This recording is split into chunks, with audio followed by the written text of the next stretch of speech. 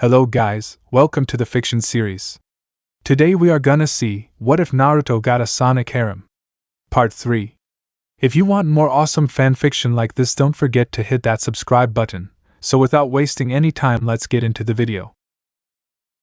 High in the sky, Naruto was flying the tornado, enjoying the nice breeze in the air. Man, this is way past cool, he cheered. He still couldn't believe that Sonic's biplane is here.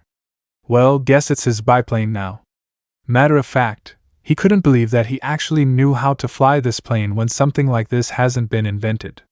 It's like it just suddenly came to him, just like that. Beep! Beep! Beep!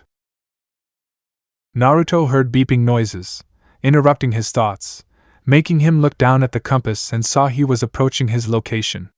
He looks down below, and his eyes widen as he saw another island. And this one looked bigger than South Island. This must be the place, Naruto said. After flying for a couple of minutes, Naruto realized that the tornado wanted him to go somewhere. He just didn't know where, so he decided to play along and paid attention to the compass. And it looks like the tornado wanted him to go to that island ahead. Time to go see this new island, Naruto said in excitement as he flew down towards the island, still not knowing of the metallic floating object that flew over to the other side of the island. Once Naruto landed safely on the island, at the beach, he got out of his plane and he saw a sign that read "Welcome to West Side Island." West Side Island, huh? Naruto asked as he took a good look around and saw a beautiful forest with palm trees and azure lakes. Man, this place is beautiful, Naruto commented. He looks up at the sky and saw the sunset. Especially with the sky looking like that. He gasped as he started to sense the presence of not 6 but all 7 Chaos Emeralds. All of them, all 7 Chaos Emeralds are here, Naruto said in surprise. His eyes widened in realization. The tornado, he turns to it. That's why it brought me here. But why is the 7th emerald here and wasn't on South Island with the rest? I'd better go find someone to see if they got the answers. He then decided to explore the place, hoping he might run into some natives here, but with no luck. In fact, the only natives around here were the little animals. The same ones from South Island. Naruto had stopped his exploration of the area as he heard his stomach growling. Damn. I've been busy having fun on these adventures. I haven't gotten anything to eat. I don't even have my ramen or chili dogs to eat. He hung his head and looks up to see it was getting dark soon. I'd better hurry up and get something to eat before it gets too dark. He then runs off, picking up any fruits that were near, before heading back to the beach where he parked his tornado to get some fish. Next day. Naruto yawned as he stretched his limbs out. The sun was out, and it wasn't hitting his face. The reason why? Is because he is sleeping under the wing of the tornado. Today is another beautiful day, Naruto exclaimed as he got up and walked out underneath the tornado and into the sun. He pats his stomach. Last night's dinner was good. Now, time to find the people. He dashes off again to explore the island. Meanwhile, on another part of the island, a young boy is seen running in the forest, trying to find the location of where the plane landed. He didn't find it yesterday, so maybe today is the day he'll find it and meet whoever landed there. I wonder where the plane landed, the boy said, scratching his cheek. He stopped as he heard someone coming, making him hide under the bushes. His eyes widened as he saw a boy who looked several years older than him. Huh! Who's he? The boy asked himself before his eyes widened. Oh, he must be the pilot of that plane. The boy hummed as he looked around. Still nothing. He then runs off really fast, shocking the child at the burst of speed the older teen has. Whoa, so cool, the little fox boy said. That older boy moved so fast, it felt like he was the wind itself. The boy quickly followed after him. Naruto hummed as he was now walking through the forest. Still no signs of any people here, only animals. South Island had no one either. He put his hand under his chin. What's going on? What happened to the humans on the islands? Naruto heard rustling in the bushes. He turns around to it, raising an eyebrow before he shrugged, thinking it was one of those animals. He continues to walk away to explore the area. The rustles continued on as Naruto walked away, making him look to the bushes from the side as his eyes narrowed. Okay, it was official. Someone was following him, though he didn't sense no intent to kill. This one was more of curiosity. Naruto sighed. I know you're there, I can sense you. He said out loud as the rustling stopped, and he heard a childish male squeak, making the ultimate ninja's eyes widen. There's a kid here? The bushes moved again as Naruto saw curious sky blue eyes staring back at him, blinking before they widened comically as they ducked back in. Naruto had a half-lidded expression as he stared at the bush before he turned to the readers and shrugged. So the kid wanna play that game? Okay, he'll play along. He turns and runs off. Insert song, Back in Time, Sonic R. Naruto turns back to see if the kid was following him. The moment he did, his eyes widened. There behind him was a human boy, who looked to be around Konohamaru's age group but slightly younger, around 5 or 6. But that wasn't what shocked Naruto. No, what shocked him was that the little boy had fox ears and, from what he could see, a fox tail as well, which he was using to catch up to him. The boy has yellow-orange hair, obviously with his ears and tail being the same color, though the tips of his tails were white. He wore short brown shorts and a yellow tank top over a white t-shirt. He wore red shoes with white toes and white gloves. Naruto took a good look into the boy's blue eyes and he saw the determination to try and catch up to him. But that's not all he saw. He saw sadness and loneliness, just like how he was when he was young. Naruto smiles as he saw the boy catching up to him, though for some reason he sensed familiarity with him which made his chest feel heavy. He ignores the feeling and decides to just have fun. He looks ahead, jumping off a bunch of pointy rocks with the fox following right behind him. He spin dash as he landed on the ground. The boy's eyes widened as he saw that. That was awesome! He grins confidently as he jumps in the air and did a spin. He stopped as he landed on the ground and jumps again, spinning once more. He landed once more before he jumped higher. He spread his arms and legs out before he finally did the spin dash. Naruto grins happily as he saw the kid do the spin dash. He stopped doing it as he was now catching up behind him. This kid is awesome! He exclaimed as he turns back and saw a yellow spring. He jumps on it as it bounced him to another one, and he was sent flying across the sky. Naruto turns his head to the side and but did a double take as he looked back at the kid who was flying next to him. No, seriously. The kid was flying right next to him. He looks behind and his eyes widened further when he finally noticed something. This kid didn't have one tail. He had two. 2 tails. He was using the tails to fly as well. So that's how he was able to catch up with him. He thought he had one tail to help him, but it was 2 of them. But still, those twin tails. For a second, Naruto thought he saw the boy take the form of fox cub, which made him gasp silently as the feeling he felt before come back full force.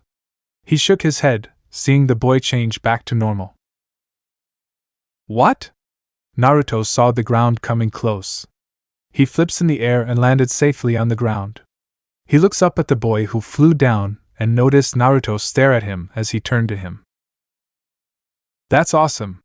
Naruto exclaimed as the boy's eyes widened. You have 2 tails and you're using them fly.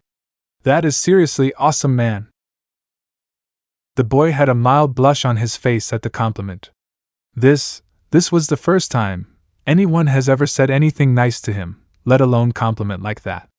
Plus, he wasn't even freaking out about him having 2 tails. Song end. The boy stuttered. He was nervous. He has no idea what to say in this situation. Hey, so what's? I gotta go. Bye! The boy suddenly yelled as he flew away. Huh! Naruto exclaimed as the boy began to vanish from view. Hey, wait a second! Tails, wait! Naruto gasped as he put his hand in front of his mouth in surprise. Huh! He knew his name. How did he know his name? He felt something slid down his cheek. He touched it and felt wetness. What? Why am I? He didn't know why, but a tear had slid from his eye. He suddenly felt more tears fall. He tries to wipe them, but they just kept falling. It felt like something was squeezing him inside. He's been ignoring this feeling and just wanted to have fun with the kid. But just by seeing him, he just felt more and more happy and relieved to see him again, and he didn't know why. He never even met him.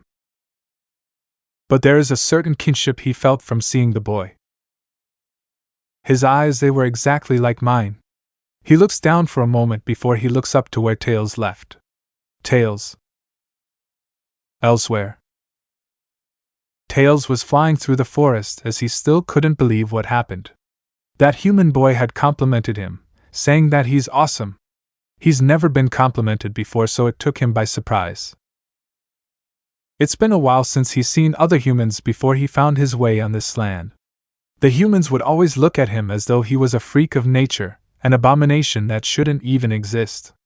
It was also the same here with the animals, and they would bully him any chance they could get. But that boy, he didn't even care about what he looked like. If anything, he looked happy, and it seems like he was having fun with him. Tails stops flying and looks down. Just before he vanished from the boy's view, he saw his face once more and saw he looked sad that he left. That boy, did he wanted to be friends with me? He asked himself.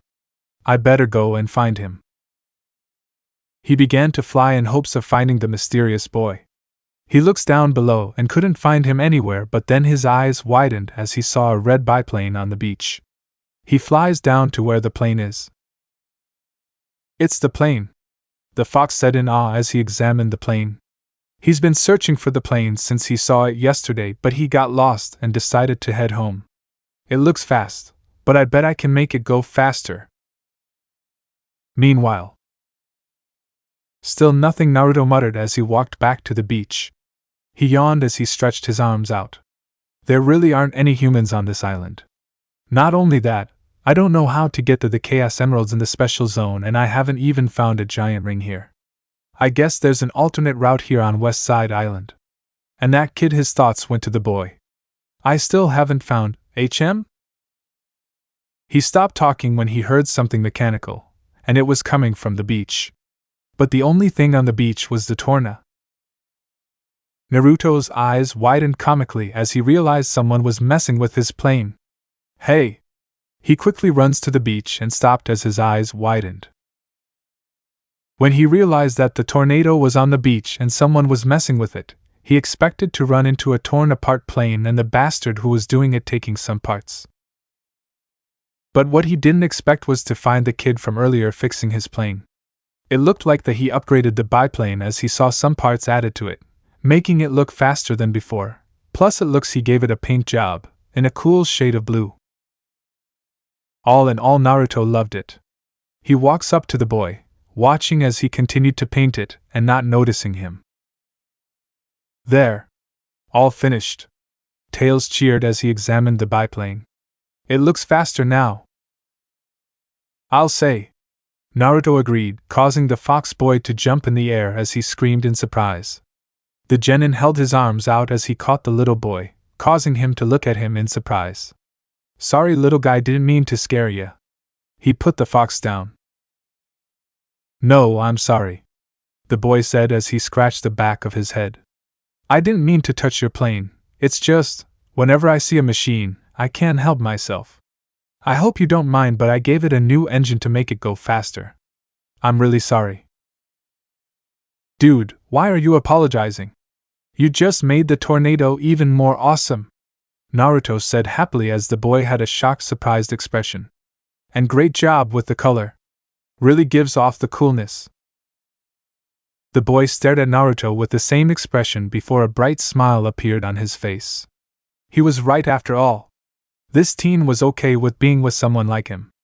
And not only that, but he also loved what he did with his plane.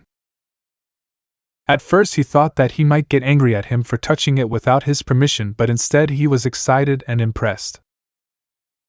Yeah. I added a lot of stuff to it too, the kid said happily. You did all that? You're amazing, Naruto said in an amazed tone as the kid blushed at the compliment. The ultimate ninja walks up to him. So, how come you've been following me around? Was it because of my plane or something else? Well, not exactly, the boy said shyly before he looked down sadly, getting Naruto's full attention as he wanted to know why this kid was all alone. They always make fun of me, because I like to repair and fix things, and because he grabs one of his tails and has poked his ears. Different. That made Naruto's eyes narrow. They always make fun of him. That could only meant one thing. This kid has been bullied because of his unique fox features, which made Naruto inwardly growl. If there's one thing he hates are bullies. And once he find the punks who's been bullying this little guy, they better hope and pray they don't run into him in the future. But the boy spoke up, getting Naruto's attention again. He smiled up at the human. When I saw you, you looked really cool and I followed you because I wanted to talk to you, but you got nervous. Naruto continued as the fox nodded. When you said that I was awesome, I was caught off guard, so I ran away, the boy admitted. I tried to look for you, but then I found your plane on the beach. I'd figure I'd fix it up and we could be friends. If you want to, that is. Naruto smiled sadly. So that was it. This little guy was shy to come and talk to him, and he never was complimented before, that's why he ran. He also felt sorry for him. He's been bullied all his life by the animals because of his twin tails and because he likes to repair machines. But why? He has an amazing gift, so why were they bullying him for something like that? The more he thought about it, the more angrier he gets at the bullies. Naruto also began to question on what happened to his parents, that is, if his parents were alive, that is. So then, he had no one to take him in. He's been alone for a long time and never had one friend. Him and this boy were a lot alike. Well, to be honest, I wanted to be friends with you the moment I saw ya, he told the little child, much to his surprise. He put his fist out in front of the fox, doing his signature smile. Nice to meet you, little buddy. I'm Naruto Uzumaki, a ninja from the village hidden in the leaves, believe it? The fox's eyes widen in awe. He's a ninja? So cool. He smiles happily as he fist bumps Naruto. I'm Miles Prow, but everyone calls me Tails. Tails introduced himself happily. Righto, little buddy. Naruto and Tails shared a high five and small laugh as Tails flew around Naruto. Suddenly, they both saw a flash of white and then boom! Whoa! Tails screamed as he hid behind Naruto's back, while the genin himself had his eyes narrowed, a serious frown on his face. Various explosions then occurred across the area the two were in as the wildfire blew away various debris. Naruto quickly grabbed Tails and dodged them all with ease. That was Cielo. Naruto, look! Tails pointed and Naruto's eyes widened as he saw robots violently excavating the area. And those robots look awfully a lot like the ones from South Island, which meant...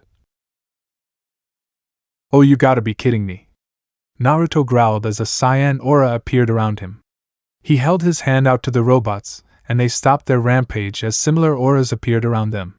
He swiped his hand to the side and sent them flying into the ocean. He saw more of them coming out from the forest, and held his hand out to them, making them float in the air. He then clenched his fist tight as the badniks were squished in the air before they exploded. Naruto floated down as he turned to Tails, who had an awe expression as he looked down at the destroyed robots. Tails, are you okay? So cool. Tails exclaimed as Naruto blinked at him before grins and chuckled. The two heard something flying above them. They looked up and saw a flying metallic object going past them. That's right, my badniks. Destroy everything. A familiar voice ordered as he laughed evilly as he vanished. Dr. Eggman Niga! Naruto exclaimed as Tails looked at him in surprise. You know him? Tails asked as Naruto nodded. Yeah, he's an evil scientist who wants to take over the world. But I don't understand. How the hell did he escape from South Island? Matter of fact, what's he doing here? He asked himself before realization hit him, and he palmed his face, groaning in annoyance. Oh man, he must have followed me after our battle and probably learned the Chaos Emeralds are here. Chaos Emeralds? Tails asked, tilting his head. Yeah, they're these 7 emeralds that holds a lot of unlimited powers, Naruto replied as he looked down, a serious frown on his face. If given in the wrong hands, they could have the power to destroy the world, and that's why Eggman Niga wants to have them. A gasp escaped from Tails. Yesterday, I was at South Island and I learned from Niga that the Chaos Emeralds were there. But only 6 of the emeralds were there, and the last one wasn't. Naruto turned to the tornado. When they vanished, I found the tornado and it brought me here to this island, and I could sense that all 7 of them were here. I'm trying to figure out why that's possible. You know, that sounds exactly like the legend on this island, Tails said as Naruto looked at him in confusion. Legend? He asked as the cub nodded. A very long time ago, the people of West Side Island used a mysterious stone to advance their civilization and achieve prosperity. However, when those people tried to use the stone for the wrong reasons, their prosperity vanished overnight. It is believed that the kami sealed away the stone within the island's depths. Naruto had a stupefied expression. A mysterious stone? That sounded like the 7th Chaos Emerald. So it was here all along. But wait, the people from back then used the emerald to advance their civilization and prosperity? That was incredible. What wasn't incredible was the fact they were using the emeralds for their own selfish reasons, and it looked like the gods sealed it away. It looks like after the 6 Chaos Emeralds vanished from South Island, the lost 7th must have called them over here, and they're probably in the secret zone. And Niga wants to know how to get in those secret zones and get them. Naruto? Tails asked, snapping Naruto out of his thoughts. Are you okay? Oh yeah, sorry, I was thinking. Naruto chuckled sheepishly before he turns to around and walks away. In all seriousness, Niga is gonna try and find the Chaos Emeralds just like on South Island. And it looks like I'm gonna have to find them before he does. Tails, you should. I'll come along with you, Tails said happily, catching Naruto off guard. Huh? I said I'll come with you, Tails repeated.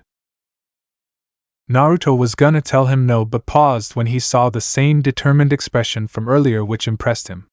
Plus he was reminded that Tails had no one to watch over him, so it'll be dangerous if he's by himself, especially with Niga around here. He's also the first and only friend Tails ever had. And besides, adventures are always more fun with friends around. So, with a grin on his face, Naruto nodded. Alrighty then. This adventure is gonna be a lot more fun. Naruto cheered as he starts to rev his feet up. Come on, Tails. Let's go kick Niga's butt. Yeah. Tails cheered as well as the two disappeared in a yellow blur. They left the forest and found themselves stopping on a green hill as Naruto looked around in awe. Whoa, what's this place? This is Emerald Hill Zone, Tails replied as he jumped off Naruto's shoulder. Music, Emerald Hill Zone, Sonic the Hedgehog 2. Plains of verdant grass and beautiful beaches draw instant comparisons with South Island's Green Hill Zone, but Emerald Hill Zone has a character all of its own. Emerald Hill Zone, Naruto repeated before his eyes narrowed as he saw spiked death traps and those badniks. Okay, let's go. Okay. Tails nodded as the two dashed off. The two journeyed across the zone as they destroyed the badniks that were in their way while also releasing the trapped animals. They crossed through a bridge as fish badniks jumped out of the river to get a bite out of them, only to get covered by a cyan aura and smashed into each other. Naruto wasn't so surprised as he saw rings scattered here as well, so he and Tails picked them up. "Hey Tails?" Naruto asked as he ran through a loop. "Yeah?" Tails asked as he did a spin attack and destroyed a monkey badnik. "Do you know any way to enter a secret zone here?" "A what zone?" "A secret zone."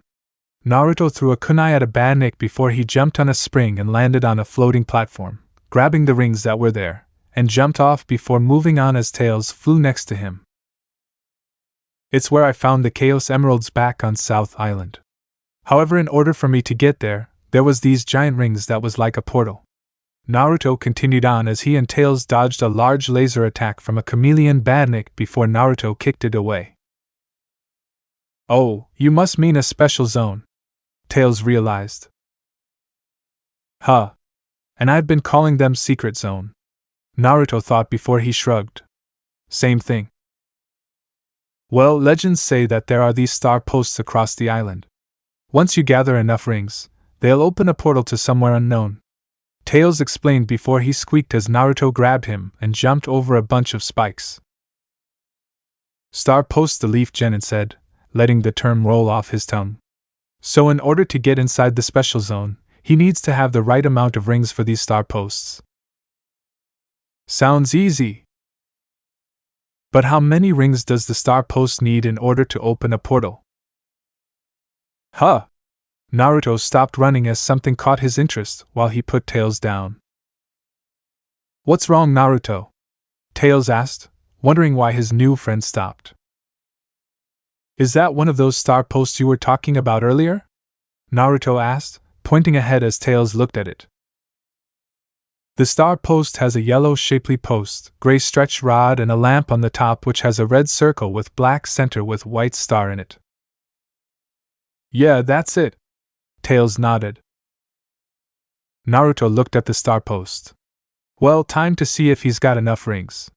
He hits the star post as the lamp spins around before it flashes red and yellow. All of a sudden, spinning star circles appeared above it. Naruto and Tails looked at it before each other as they nodded and jumped into the star circle. Music, special stage, Sonic the Hedgehog 2. Naruto and Tails are running through a blue half-pipe. Above them, Naruto saw the sky look similar to the ones from the secret zone on South Island. "Whoa! This is amazing!" Tails exclaimed. "Amazing?" Naruto asked in disbelief as he looked around. "Dude, this place is completely different than the ones on South Island. How do we even get the Chaos Emerald here?" They heard something above them.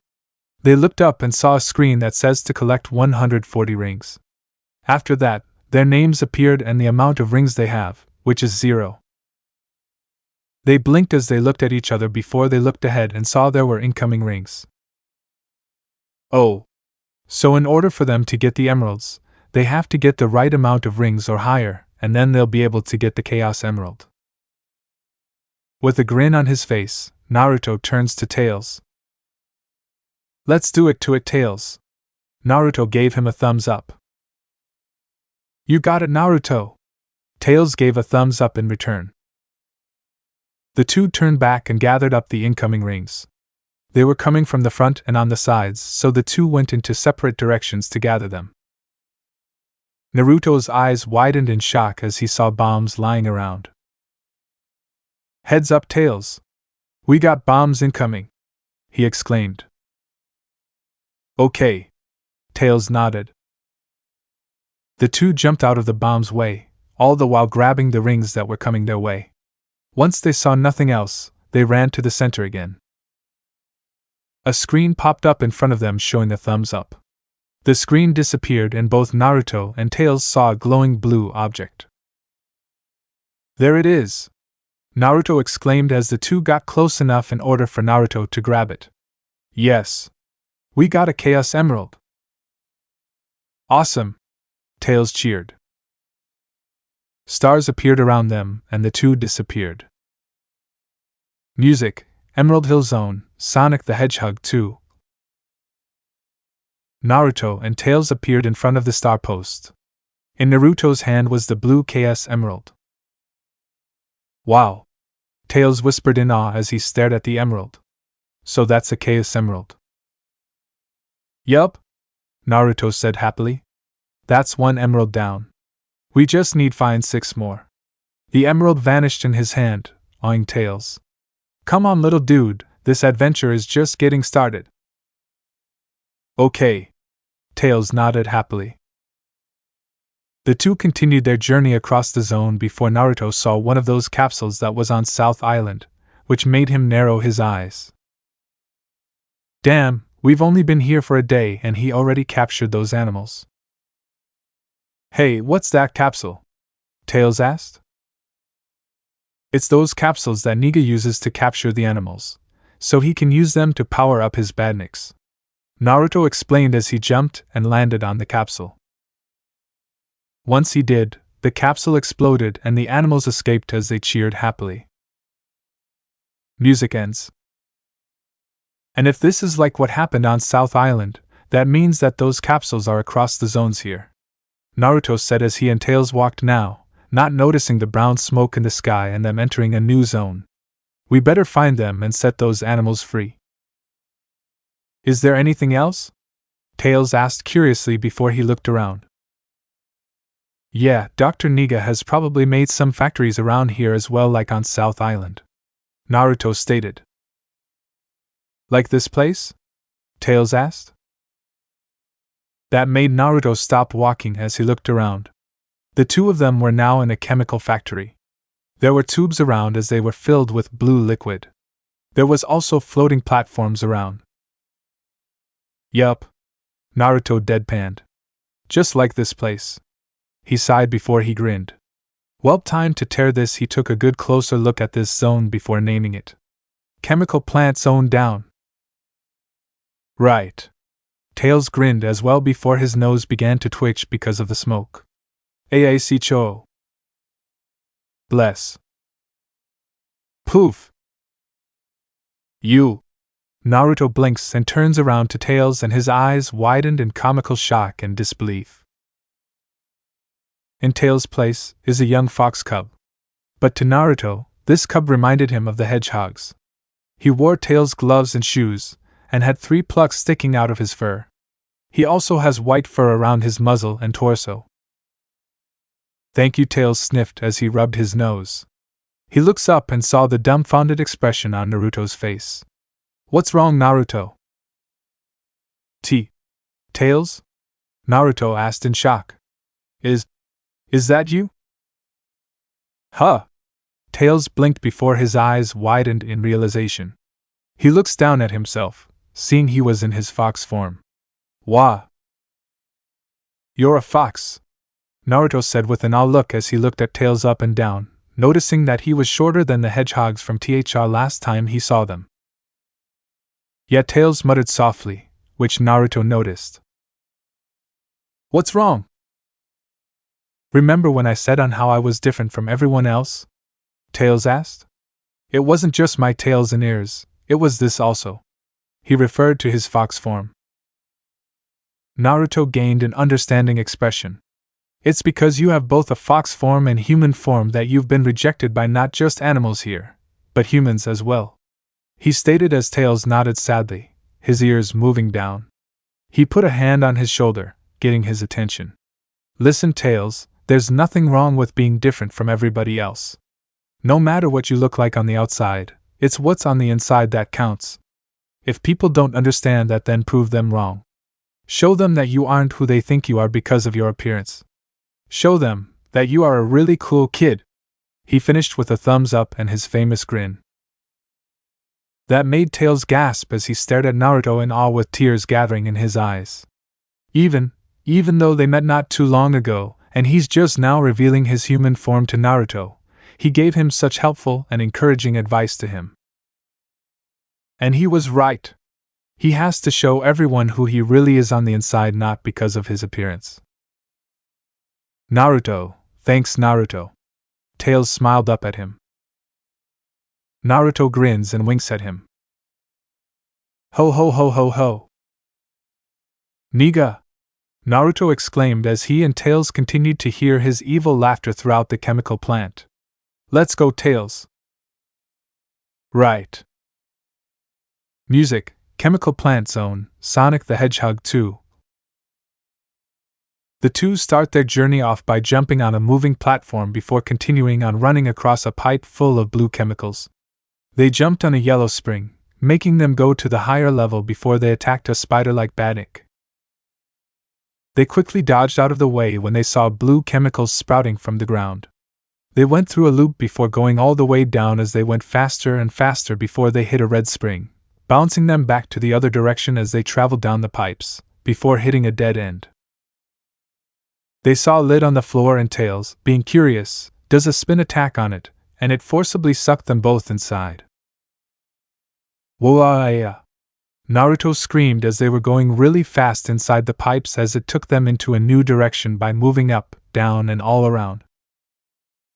Once they were out of the pipes, via launching them upwards, a lid closed, revealing a red spring as they bounced on it and landed on moving yellow blocks.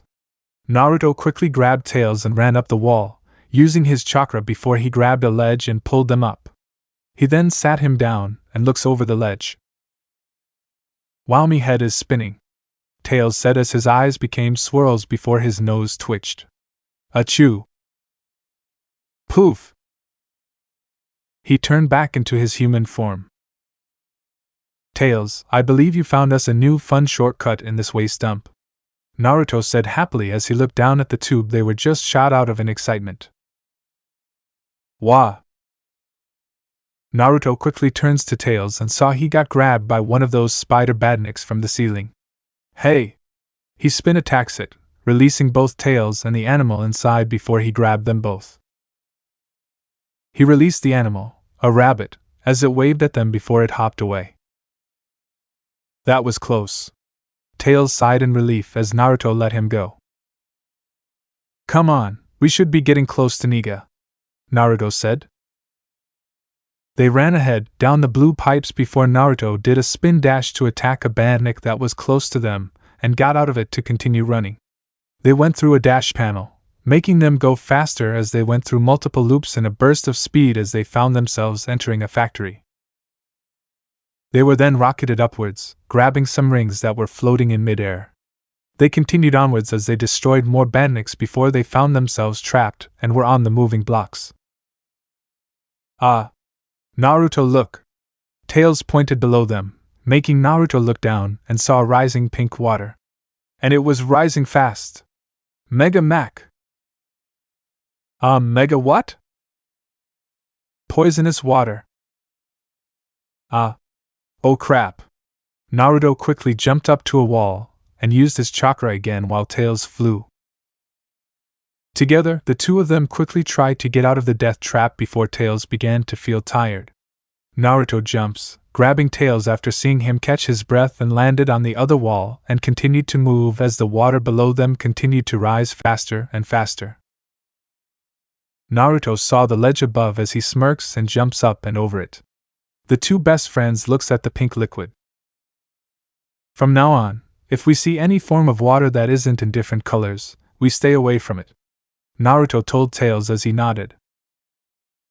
Yup. Naruto turns around and gasps as he saw a star post. Alright. A star post. He quickly punches it, making the top spin as stars appeared around. The two quickly jumps into the stars as they vanished. A portal opens up and the two came back out, with a purple chaos emerald in Tails' hand. Alright. 2 down, 5 to go, Naruto said happily before he looks at the star post, a curious expression. I wonder how long we've been in the secret zone. I feel like time moves differently in there than out here. Ho ho ho ho ho. Naruto and Tails looked around as they heard the laughter. Naruto's eyes began to narrow. They were close. Real close to where Niga is hiding. The two nodded at each other as they ran ahead before they saw a platform that was moving back and forth between a large gap, and below the moving platform was the Mega Mac. Naruto used his ESP to travel across it while Tails flew right beside him. As they made it to the other side, they quickly dashed ahead, running through a dash panel as it made them run a wall and through a loop as they collected nearby rings and destroyed the badniks. Once they were outside the factory, they saw Eggman Niga up ahead, riding his egg mobile, only it had a tube-like crane on it. They stopped on the yellow platform as they glared at him. "Niga!" Naruto called out. "Ah, Naruto! So glad that you could make it." Niga grinned. "Do you like what I've done with the place?" "Hell no! How did you even escape from South Island?" Naruto asked. "That's for me to know and you not find out. I must admit though, when I heard about the legend of this island when I first arrived here, I was shocked that the lost emerald was sealed away, separated from the other emeralds," Niga explained. "Now that all 7 of them are gathered here, you won't stop me from getting them." "Yeah? Well, guess what, Egg Face? Me and my new sidekick Tails here are gonna get those emeralds before you can." Naruto smirked as Tails nodded. "That's right. We already got 2 of the emeralds, and once we have the other 5, we will stop you," Tails exclaimed as Naruto fell back comically. "What?" Dr. Niga shouted in disbelief. "You weren't supposed to tell him that, Tails," Naruto whispered to Tails, who blinked and covered his mouth. "Oops. How were you able to collect the emeralds?" Niga demanded. "That's for us to know and you to never find out." Naruto grinned as Niga growled. "Fine. Then I'll have to beat it out of you." Music Boss, Sonic the Hedgehog 2. Naruto and Tails jumped back as Niga dumped blue toxic on their heads. Naruto looks back and his eyes widened as 3 platforms were flipped over. "Whoa!" Naruto used his ESP to grab Tails, covering him in his cyan aura, as they both moved back to the middle platform. He looks forward and saw the other yellow platforms flip over before they returned to normal. "That's a cheap trick, Niga," he exclaimed. "Did you honestly think I would play fair?" Niga shot back as he dumped more of the blue toxic above them, making Naruto move back. Tails watched as Niga moved to the other side and began to suck in the blue toxic inside the jar above his egg mobile. An idea came to his head. He flies on Naruto's back, getting his attention as he whispered in his ear. Naruto's eyes widened as he looked at the jar before an evil grin formed on his face. "Gotcha, little buddy!" he exclaimed as he and Tails stepped out of the way of more blue toxics. He did a familiar cross on his fingers. Shadow Clone Jutsu. Poof!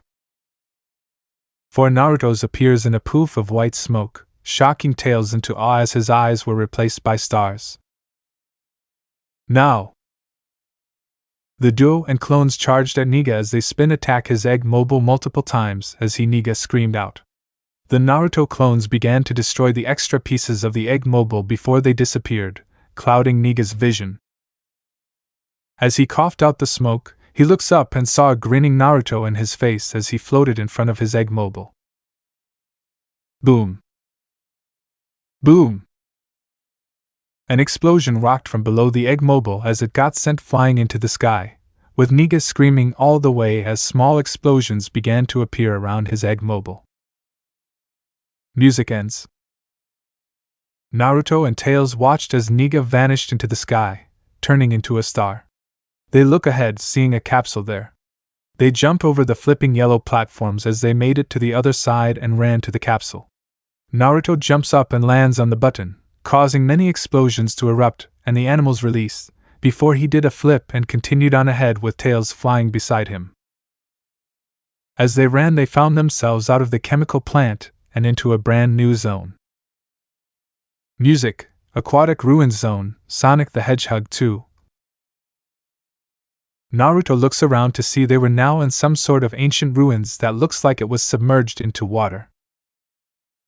Hey Tails. What is this place? He asked curiously as he did a spin dash on a badnik before throwing a bunch of shuriken at the flying badniks, destroying them. It's the aquatic ruins zone, Tails replied as he did a spin attack on a badnik. Naruto was about to say something but gave a yell of surprise when he saw a pillar had popped out from underground before he jumped over it. Gotta be careful around here, Naruto said to Tails as they ran through a large log bridge and came out. As they ran past the water, they jumped to a higher before Naruto saw a box of rings. He jumps on it, collecting the rings, and went to join Tails. They went through a loop before they ran up a slope. They immediately saw a star post, and Naruto punched it as stats appeared around them. They jumped into the stars and vanished. After a minute, the portal opens up and Naruto and Tails came out, a red Chaos Emerald in Naruto's hand before it vanished. Is it me, or are these secret zones becoming really hard the more we collect these emeralds? Naruto asked. It does seem that way. Maybe it's a test from the god that sealed away the lost emerald, Tails answered. If it's a test, then I can say we're passing with flying colors. Naruto grinned. But to be honest, it seems more like a challenge to see if we can make it through and collect the emeralds. And I do love me a challenge. So I say bring it OUCH. Naruto jumps in the air holding his butt as rings popped out of him, while Tails wailed his arms up and down in surprise. Naruto, luckily, landed on his feet and grabbed his butt. What the hell? He looks behind him and saw an arrow. An arrow? Where did dash? Naruto, look out! Tails quickly grabbed Naruto's jacket and flew up with him as other arrows came out from a metal plate on a pillar, which had Eggman Niga's face on it. Oh, that fat bastard! Naruto growled in annoyance as Tails flew them back down and stood next to him. Let's hurry up and get out of here. Got it. The two continued on their journey across the aquatic ruins zone as they collected some rings. They saw a swinging platform as they jumped on it, and it took them to the other side as they jumped off it. They went through a dash panel as it made them go through a loop before it took them down into the waters, making them hold their breath. Oh great. This again. Naruto groaned inwardly as he and Tails continued to run underwater. They saw a fish badnik charging at them before Naruto destroyed it using his spin attack. Naruto looks ahead and saw large bubbles coming out of the ground. He looks behind Tails and pointed at them as he nodded his head. Once they made, Tails sucks the large bubble in and Naruto got the second one. They both then looked ahead and did a spin dash as they went up a slope and got out of the water. They ran through the loops once more and jumped on a spring to get to a higher level, before hitting a bunch of leaves. They landed on a platform and continued on ahead before they fell down. As they saw the capsule and was running to it, two big pillars suddenly came out from the ground, blocking their way. Hey! What's the big idea? Naruto asked. Naruto, look! Music Boss, Sonic the Hedgehog 2. Naruto looks up and his eyes widened as he saw the egg mobile and it had large hammer. But what shocked Naruto was that there was a badnik that looks exactly like Niga. The badnik pounded his fist on the egg mobile as he pointed at them and sat back down. He moved the egg mobile to the totem and slammed the hammer down on it, making it shake as an arrow shot out of it, making the two jump. Naruto glares at the robot as it moved to the other totem. Hold on, Tails. This will only be a second, he said. He runs to the other totem before he reached into his pocket, taking another paper bomb. He jumps off the totem and landed on the egg mobile. The badnik eyes widens comically as Naruto slapped the paper on his body before he jumps off. The badnik wailed his arms as he saw the paper was fire before he turns to the readers and waved goodbye. Boom! Music ends. The explosion completely destroyed the badnik along with the egg mobile and its attached hammer. The totems soon went back underground. Naruto and Tails watched as the destroyed egg mobile crashed in front of them. Well, that was easy, Naruto said. Tails agreed. Let's continue on. Naruto continued. The two ran forward as they jumped on a capsule and ran off to the next zone. As they did, they noticed how it began to get darker and darker the more they got to the zone. Before Naruto could say anything, he and Tails saw neon lights in the distance. Once they reached a cliff, Naruto's jaw dropped comically. Awesome! Music, Casino Night Zone, Sonic the Hedgehog 2. There before them was a huge casino city filled with neon lights. He saw buildings, which gave off electrifying colors. He looked further and saw this casino city had skyscrapers as well. There was also many decorations on some buildings with words on them. Hey Tails, where are we? Naruto asked curiously. We're in Casino Night Zone, Tails answered. Huh. Fitting name, Naruto said as he saw how dark it is in this zone. Oh man! This place looks like fun! Come on, let's go explore! Right. Tails laughed before a feather touched his nose. Achoo! Poof! Tails appears in his fox form while Naruto deadpanned at him. Dude, you gotta control that. Tails laughed sheepishly at that, but Naruto just grinned. Let's go win some rings. Music ends. Hidden Leaf Village, Training Ground 7. Sasuke and Sakura were on their training ground, waiting for Kakashi to come. Gee, it's only a day and we still haven't heard anything about Naruto, Sakura said. I hope he's okay, wherever he is. Sasuke didn't say anything, but deep down, he was worried about their teammate as well, even though he wouldn't say it nor admit it. Yo! Kakashi walked up to them. Kakashi-sensei, has there been any word on Naruto? Sakura quickly asked. Did you find out where he is? Calm down. And no to both of your questions, Kakashi said. Naruto is still out there somewhere, and we already made sure to send out notices to let our allies outside the village know if they seen him or not. But he could have just written us a letter, right? Sakura asked.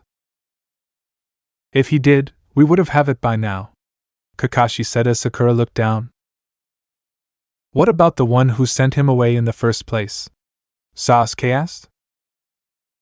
Kakashi put a hand under his chin. Well, we're still working on that.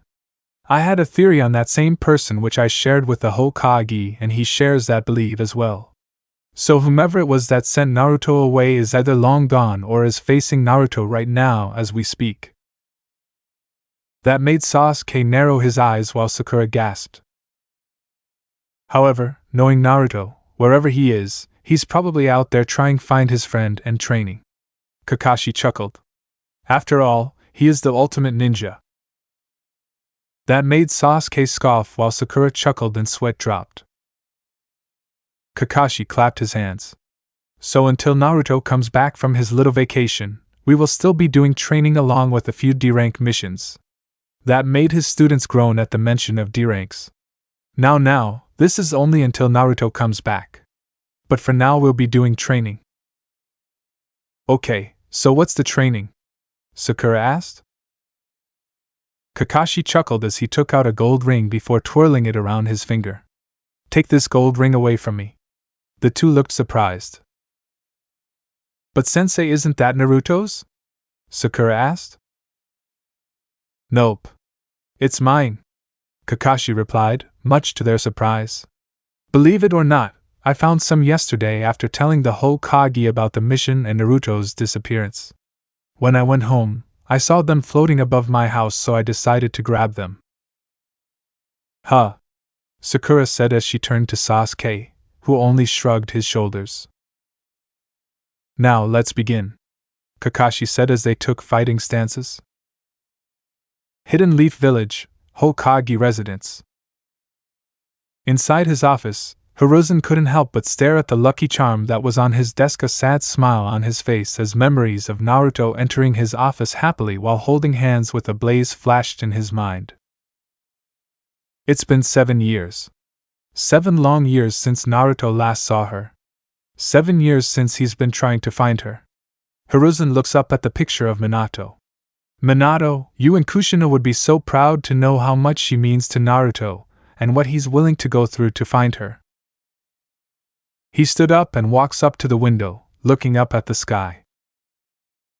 Blaze, I don't know where you might be right now or what you're doing, but I do know this: the bond you and Naruto share will bring you both together. And I feel that day is coming. Elsewhere. With Blaze. On board a ship, Blaze gave a soft sneeze. She's wearing a purple midriff top and a shalwar, which was white on the top and dark purple on the bottom. She wore shoes, which was purple on the sides while the top was red, while the center was opened up. She wore gloves and pink bracelets. She had her hair in a ponytail. She also had on a purple backpack. It's been a day since she was out at sea. She was currently on her way to the Land of Fire, the location of the Hidden Leaf Village. Blaze sniffs and blinks. Was someone talking about me? Say, kid. Blaze turns around and saw the captain, a man around his early 50s. He had a green mustache and matching colored hair. He wore a simple white shirt with a brown jacket over it and black pants. He also wore a hat fit for a captain. It's rare that I have kids your age on my ship by themselves. Where you heading?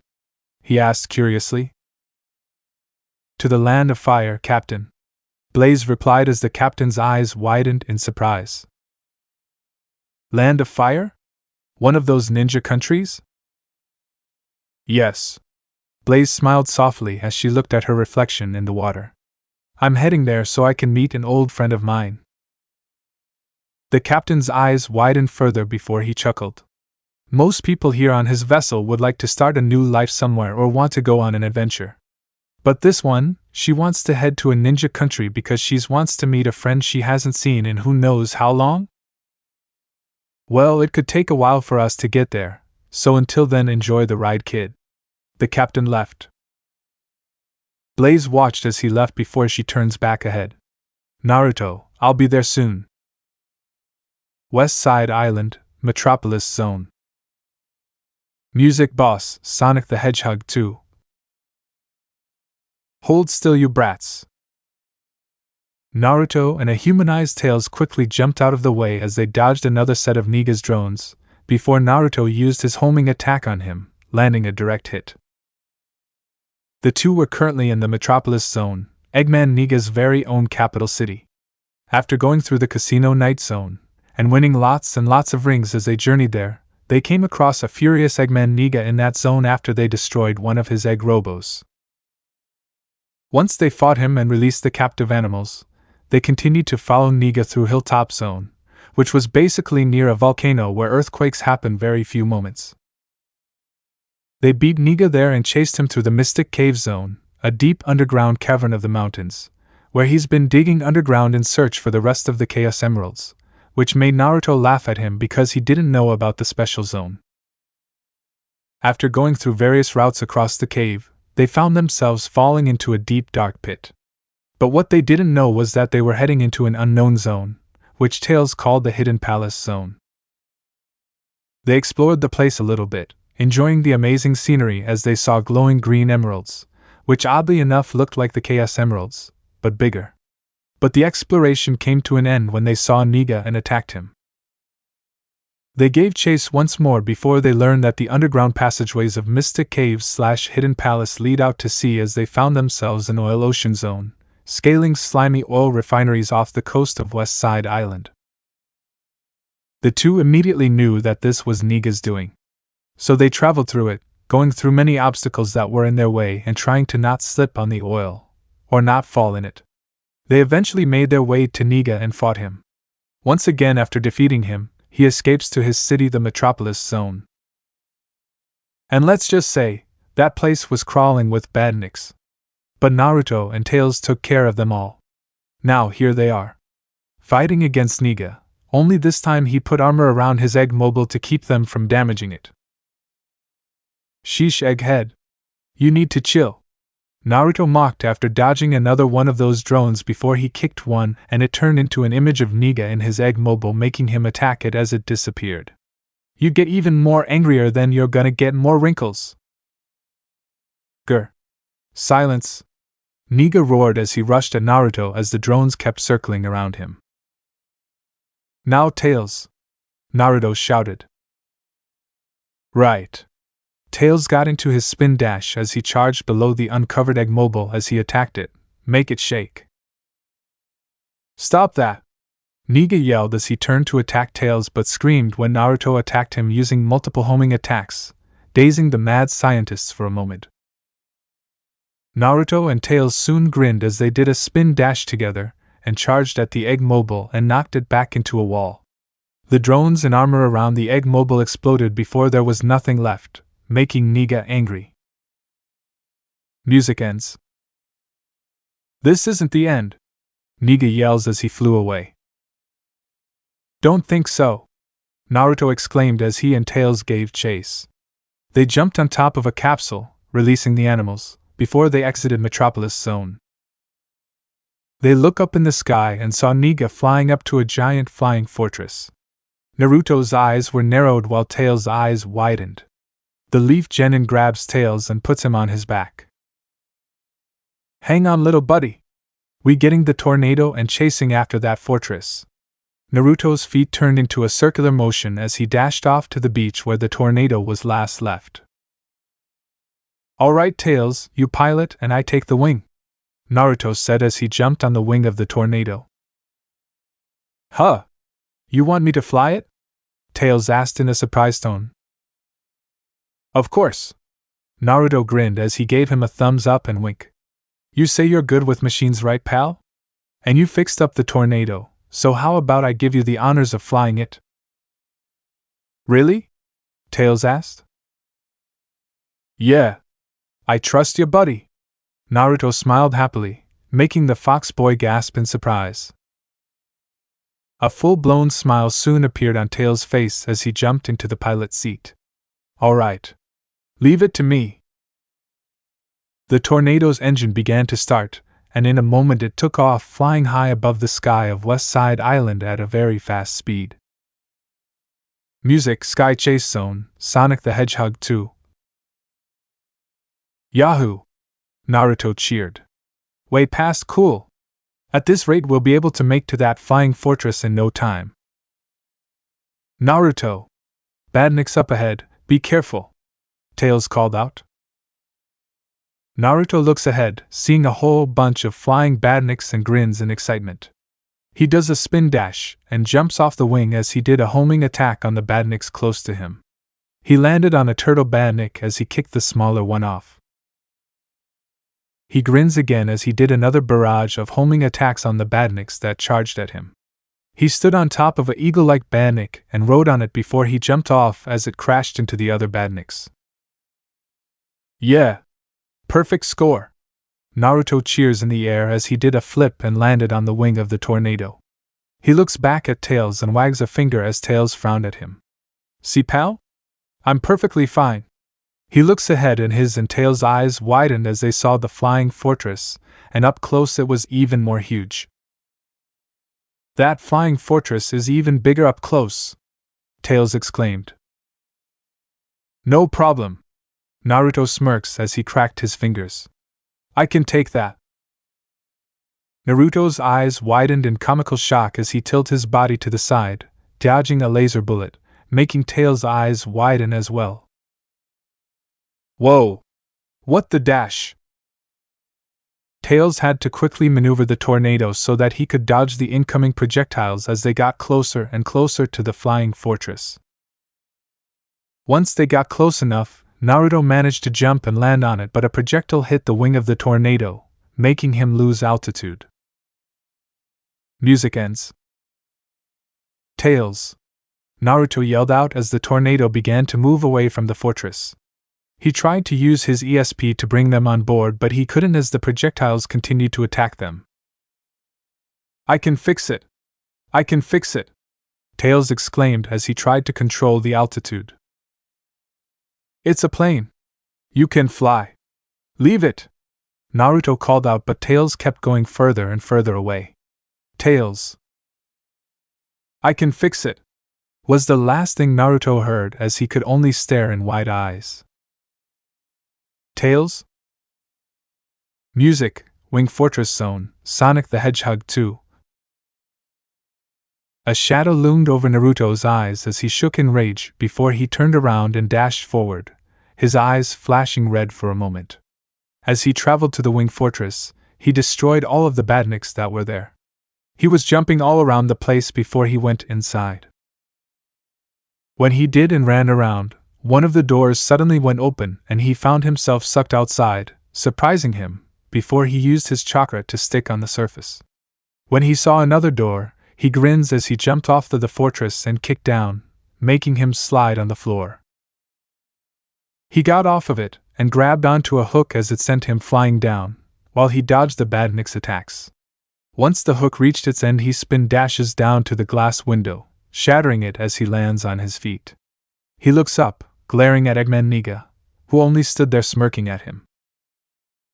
Found ya, Doc? Naruto walks up to him, an angry look on his face. You got a lot to answer for, fat man. Gotcha. Niga pushed a button and a green energy wall appeared, keeping Naruto in place, who looks back and saw something similar. Didn't you try that trick back on South Island? Naruto asked, crossing his arms and tapping his foot. Yes. But this time, I'm going to slice you up, Niga exclaimed. Music Boss, Sonic the Hedgehog 2. Naruto looks behind him and saw spiky platforms come up from above along with a laser beam to cut him down. He turns back Niga, grinning. Hold on for a moment. One of the spike platforms charged at Naruto, who quickly dodged it in time, before he jumped on another one. He hops off of it and slides down under one. He immediately noticed how that laser beam kept making noises. He looks up and saw it was glowing blue before the laser beam fired. He also noticed how it was traveling towards him, making his eyes widen as looked around for any sort of escape.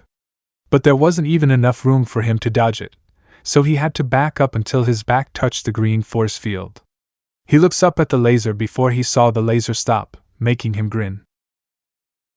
He does a homing attack on it, making it crack, before he used his ESP on one of the spiky platforms and threw it at the laser, making it along with the spiky platforms to explode. Naruto heard Niga's laughter, and he turns to him, seeing he was going down.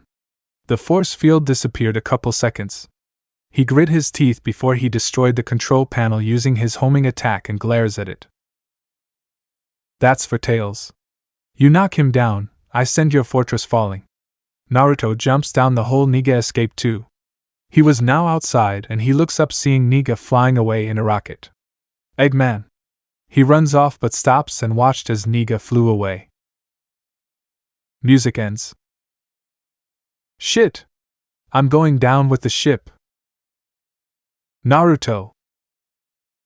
Naruto looks back and saw Tails smiling up at him in a fixed tornado. A bright smile appears on his face. Tails. He hops on the wing. You're okay. I told you I could fix it. Tails laughed.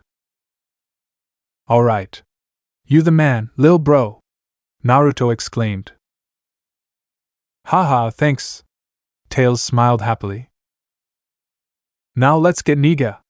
Naruto pointed at the flying rocket. Thrusters engaged. Tails exclaimed. The tornado began to catch up to the rocket as it reached higher and higher to the sky. The duo began to feel the tornado shake. Naruto! I can't keep it up. The thruster is giving out, Tails told him. Don't worry. Leave the rest to me, Naruto exclaimed as he jumped up and grabbed onto the wing of the rocket while Tails flew back down. The Leaf Genin's eyes widened as he saw they were heading into space. You gotta be kidding me, he took a deep breath and held it in as they left Earth's atmosphere and into space. Holy crap! Naruto had his eyes widened comically as he saw a massive metallic orb. What the hell is that? A space station or something? It almost looks like a large weapon. How long has Niga been working on that? He gained a deadpan expression as he saw Niga's face on the space station. It's so modesty designed too. Naruto's eyes were narrowed as they began to board inside it. It doesn't really matter to him anyway. He'll just have to break it down just like he did with Niga's other toys. But first, Naruto gave off a big gasp as soon as the rocket landed inside the space station and he let go of the wing. He looks up and saw Niga running away, making him shake his head as he stood up and walked after him. You know what? Tails is fine, and from the looks of things I'm gonna be here for a bit, so I'm not in a hurry. Naruto spoke up, putting his hands behind him. I'm still gonna kick your sorry ass for trying to kill me all those times and for what you did to the animals. Naruto looks out at the window in awe as he saw the earth down below. It was amazing? No, it was beautiful. So that's what his home planet looks like from above. Ah man, Naruto whispered. Such a nice view. If this place wasn't used for evil, it would have made a nice little tourist attraction. BWA ha ha ha ha ha. Niga's laughter erupted from the speakers. Welcome to my death egg, Naruto, and to your doom. Death egg, huh? Naruto asked as he entered a room and the door closed behind him. Better name than Scrape Brain, so I'll give you that. He looks at a wall and saw Niga's face on the TV screen as his expression turned half-lidded. So this is why you wanted the Chaos Emeralds, to power up this thing. Where the hell did you even get the money to buy this stuff? Hate to see what your bills are like. Joke while you still can, brat. Niga exclaimed as a grin formed on his face. I've been properly prepared for this moment. Music, Death Egg Zone, Sonic the Hedgehog 2. Naruto rolled his eyes. Now where have I heard that before? Thud. The loud noise behind him made Naruto jump in the air as he looked back. He looks back and saw a big silver metallic spiky ball.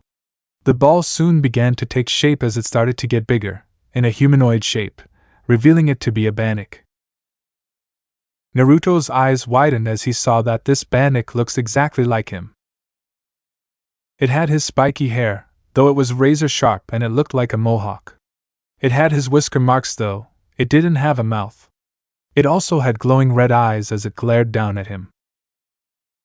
Naruto moved back to dodge an incoming punch as it made a dent into the wall before moved to the side and stared at it in disbelief. Okay. A super Bannock that's modeled after me. That's not creepy at all. Naruto commented. Hey! He jumped out of the way to dodge the Bannock's spin dash. That's my thing, copycat. He moved to the side as the Bannock charged at him. This thing's got some raw power, doesn't it? But that means it lacks speed. Let's see you copy this. Naruto grinned as he did his signature jutsu. Shadow Clone Jutsu. 3 Narutos appear as they charged at the Bannock just as it did spin dash at them. They jumped out and went to random directions before their hands had yellow energy. Chaos Spear! They shouted as they launched the attack, landing direct hits as it stunned the Bannock. They grinned to each other as they did a homing attack, making dents appear around it. The Bannock got out of its stunned state as it charged at them, destroying the clones. The Bannock looks around in search for the original. I'm here! 3 Narutos suddenly appears around the Bannock before they created small white and purple bubbles around themselves and the Bannock was instantly destroyed into multiple pieces. 2 Narutos disappeared as the original stood in place. I gotta think of a name for that technique, Naruto said as he looked at the result of the attack in awe. How about Chaos Smash? He grins. Yeah. Perfect. He looks to the way where the TV screen was at and saw Niga's shocked expression. Chaos Spear! Naruto launched a Chaos Spear at the wall, destroying it, and revealing Niga, who ran away, making Naruto chase after him. Get back here! Niga looks back at Naruto with a grin before he jumps and waves at him, falling down into a hole as the door closed, showing it to be Niga's metallic face, making Naruto stop. Oh come on! Now what? Naruto yelled in annoyance. Now? Music, Death Egg Robot, Sonic the Hedgehog 2. Naruto's eyes slowly widened in shock as a giant robotic mech suit that bears a heavy resemblance to Eggman Niga rose up from the floor, and Naruto found himself tensing up, sweat beginning to run down his face, as the mech began to move. Now you die! Niga exclaimed as the mech took a step, making Naruto step back. Oh shit! Naruto muttered. The Death Egg robot fired its arms at Naruto, who quickly dodged out of the way. Shadow Clone Jutsu. A whole army of Narutos appeared as they charged at the battle mech. You have been a real pain in my egg, Naruto! Niga exclaimed as the mech moved its arms around, destroying some clones and slamming the real Naruto to the ground as rings were knocked out of him. You have destroyed my precious badniks, humiliated me in our fights, and worst of all, you have taken all of the Chaos Emeralds from me. They were never yours to begin, Naruto exclaimed as he launched multiple Chaos Spears at the robot, only for them to get deflected and get sent into random directions as they destroyed the rest of clones. With their power, I could have ruled the world already and built my Eggman Empire, Niga exclaimed as Naruto charged at him. The robot fired its arm at him, but he dodged it and ran on it. But you and that little sidekick of yours have been in my way. But not this time. Naruto's eyes widened as he got thrown off the arm and got caught as it slammed him hard into a wall, making him gasp in pain as rings came out of him. Once the mech released him, he fell into the ground and began to cough just as the mech began to fly upwards. Naruto runs forward as the mech fell down to where he was at. But then his eyes widened as he saw a bomb was in front of him, making him jump away before the explosion blew him into the window, making cracks form as he fell on the floor again. Naruto coughed and looks up at the giant mech in front of him. Once I kill you, the Chaos Emeralds will be mine, and when they are, no one, not your sidekick, not even your whole ninja village, will stop me, Niga mocked. The Death Egg robot raised its foot up to stomp Naruto like a bug. But instead of getting scared, Naruto grins confidently as he stood up and the foot slammed down onto him. Yes.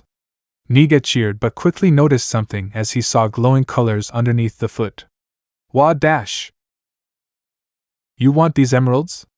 Naruto asked from underneath the foot as he held a hand up, stopping the foot. He looks up at Niga, his eyes now red. A bright yellow light erupted from Naruto as it pushed the Death Egg robot away, making it fall on its back.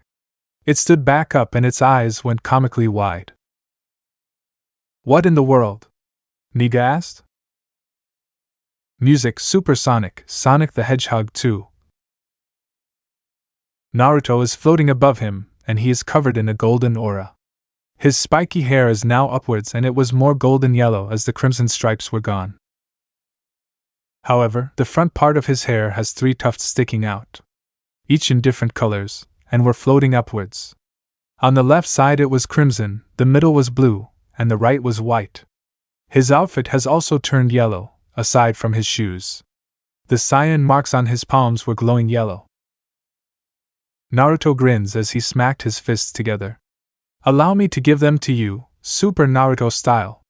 He zooms through the battle mech, in a yellow flash, for a second before going through it multiple times again before he lands on the ground. The Death Egg robot exploded after that before Super Naruto noticed the whole Death Egg started to explode. Insert song, Toot Toot Sonic Warrior, Sonic CD. Naruto is running across the green fields. He runs to a circular tree as he ran around it for a few moments before he continued on ahead as he jumped from tree to tree. He runs across the river, making it splash in the air as a rainbow is seen. He does a spin dash as he went through a large log and got out of it. It's been 2 days since I fought Niga on his Death Egg and crashed it down somewhere. 2 days since I've been separated from everyone back home, Naruto thought to himself as he jumped on a bunch of pointy rocks. I wonder what they're doing right now. They're probably worried sick about me, especially the old man. The ultimate ninja continues to run ahead, thinking on the days that passed after him and Tails had been on that island, after the battle. Him and Tails had taken a little break and decided to talk some more.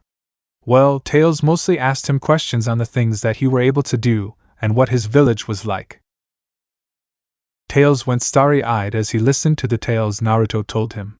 When he asked him if he could learn chakra, Naruto would have been happy to teach him everything, but it would take years to learn it, and Tails haven't gained access to it. But he didn't mind. After all, he was able to keep up with him using his tales, and he does have the gadgets he invents, making Naruto laugh. Naruto runs up a tall mountain as he reached the top. He looks up with a surprised expression as he saw a small planet that looked metallic and saw it was attached to a chain. Normally, Naruto would be awestruck. But seeing a planet on a chain didn't sit well with him. Okay, from what Tails told me, Little Planet shows up here at Never Lake only once a year, Naruto said as he stared at the large planet before looking at the chain and following it. So why is it chained to a mountain? And who would? Oh, come on! Naruto twitched his eyebrow in annoyance. On the mountain is a carving of Eggman Niga's face, and the chain is attached to that face. Of course he would be responsible for something like this, he said as he got ready to run. Now let's see what he's up to this time. Wait a second. Song stops. For some scary and bizarre reason, Naruto felt a chill running down his spine as he heard that voice. The voice sounded like a girl, but to Naruto it sounds very familiar, which is impossible since he doesn't know who that voice belonged to. Naruto looks down and saw said girl climbing up the mountain to get to him. She has pink hair, with a spiky hairstyle similar to his own but tufts of it sticking out. She also has bright green eyes. Sakura, Naruto thought before he shook his head. No way was this girl Sakura, despite the resemblance to each other. Plus, Sakura had a big forehead and was flat as a board. If Sakura heard me say that, she would literally kill me. And this girl, why does she look familiar to me? The girl sat on a cliff that was big enough for her, wiping the sweat off her head. Phew! She looks up at Naruto, smiling in excitement. Hi! My name is Amy! Naruto suddenly cried out happily, much to her surprise. He blinks and gasped as he placed his hand in front of his mouth. Where the hell did that come from? First Eggman, then Tails, and now her. How does he know these names already when he never met them? Could they be? I mean, that's your name, right? Naruto asked, trying to play cool. Amy still looked surprised that her hero knew her name, but she ended up smiling happily. Yup. My name is Amy Rose. But how did you know? Well, Naruto couldn't just tell her that her name popped into his head. So he looked at his hands and saw the cyan marks. I'm psychic. Yeah, that's it, he told her, which wasn't a lie but also wasn't the truth. It's true that he has psychokinesis, but he don't have the power to read others' mind. Cool, Amy said in awe as Naruto chuckled nervously before coughing. Anyway, nice to meet you, Amy. Naruto grins and does a pose. I'm Naruto Uzumaki, the world's ultimate ninja and future Hokage of the Leaf Village. Really? Naruto asked, surprised, getting out of his pose. He scratched the back of his head sheepishly, a sheepish grin on his face. Wow, guess I'm pretty popular, huh? Of course you are. Amy smiled happily. That's why I was so excited to learn we were destined to meet here. Yeah. We were destined to meet here. Naruto blinks as a comical, confused expression was on his face as he turns to Amy. He picked his ear out to make sure he heard her right. Wanna run that by me again? My fortune said I'd meet the hero of my dreams here, and these cards never lie, Amy told him in excitement. She took out 5 tarot cards, showing Naruto what was on the cards as he took them and examined them. One had an image of a boy in the center, and around him were 3 normal-looking hedgehogs that were blue, black, and white. The second card showed an image of a sleeping Naruto. On the opposite side was a boy in a mask. The third card had a close-up of Naruto's face but with major differences. His left eye was crimson red, with a slit, and his right eye was green, with a slit as well. On the left side he was shrouded in a crimson cloak, and on the right side he had pale blue skin.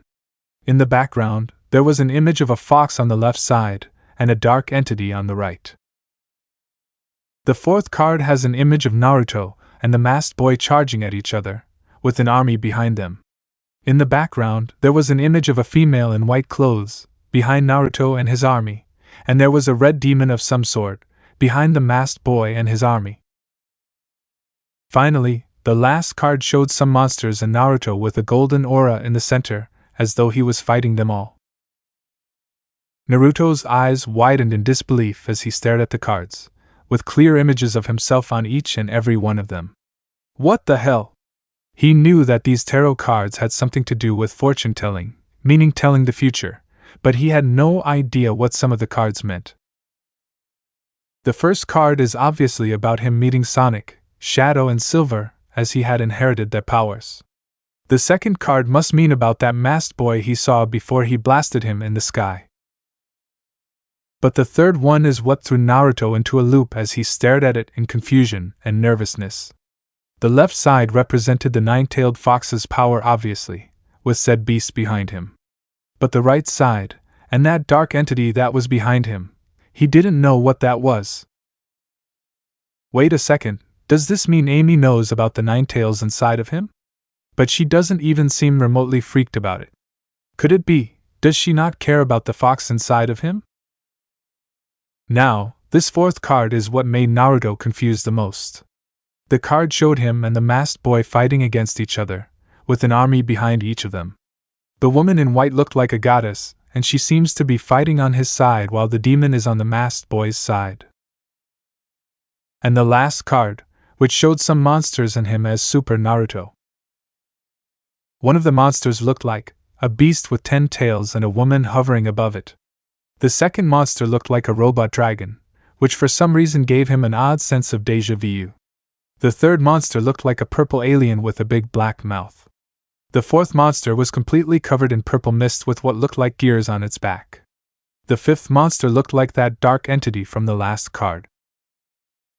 Just what does it all? No.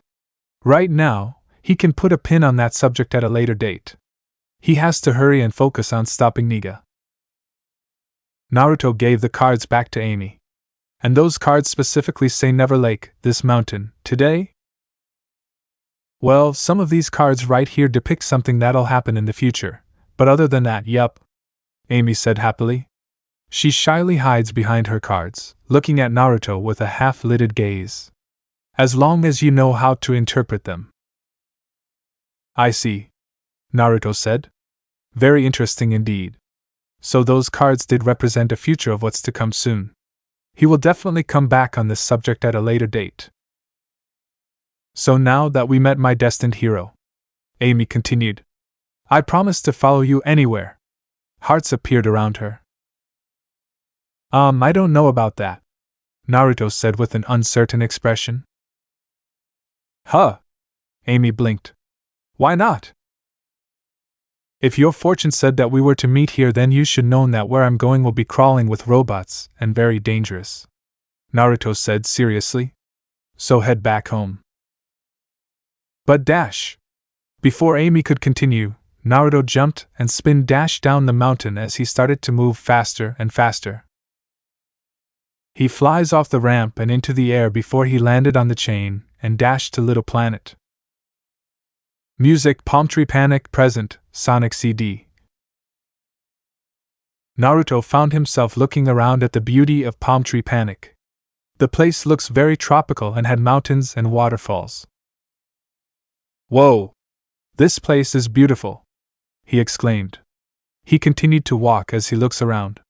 I don't get it. Before I came here, the planet looked mechanical, but now that I'm here it's not. So what's going on? Naruto's thoughts then went to Amy Rose. He began to wonder how she even managed to get all the way to Never Lake. Plus, she seems like a real nice girl who likes to do fortunes and stuff like that. But having her come along would have been dangerous. Sure, he brought Tails along with him back on West Side Island, but he's a kid who was lonely all his life and was bullied.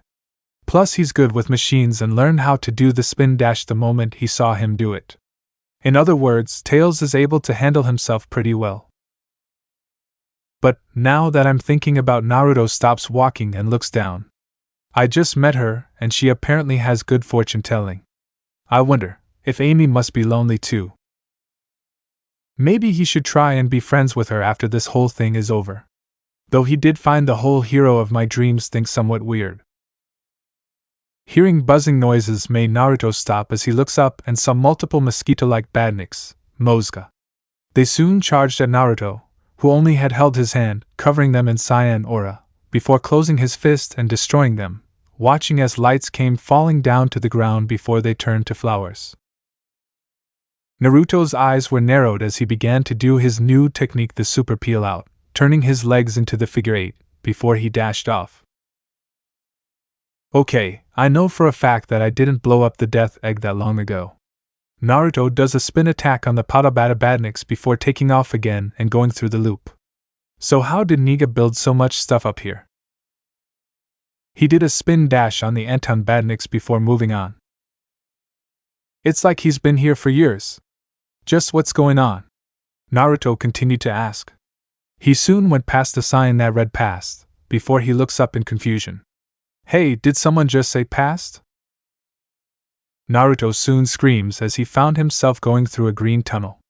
Once he got out, he immediately stops to a grinding halt as he looks around in comical shock. What the hell is this? Music. Palm Tree Panic Past, Sonic CD. Palm Tree Panic now looked like a prehistoric coast, with short purple mountains and a turquoise sky. Okay, don't panic, Naruto. You're still in the same place, it just looks different.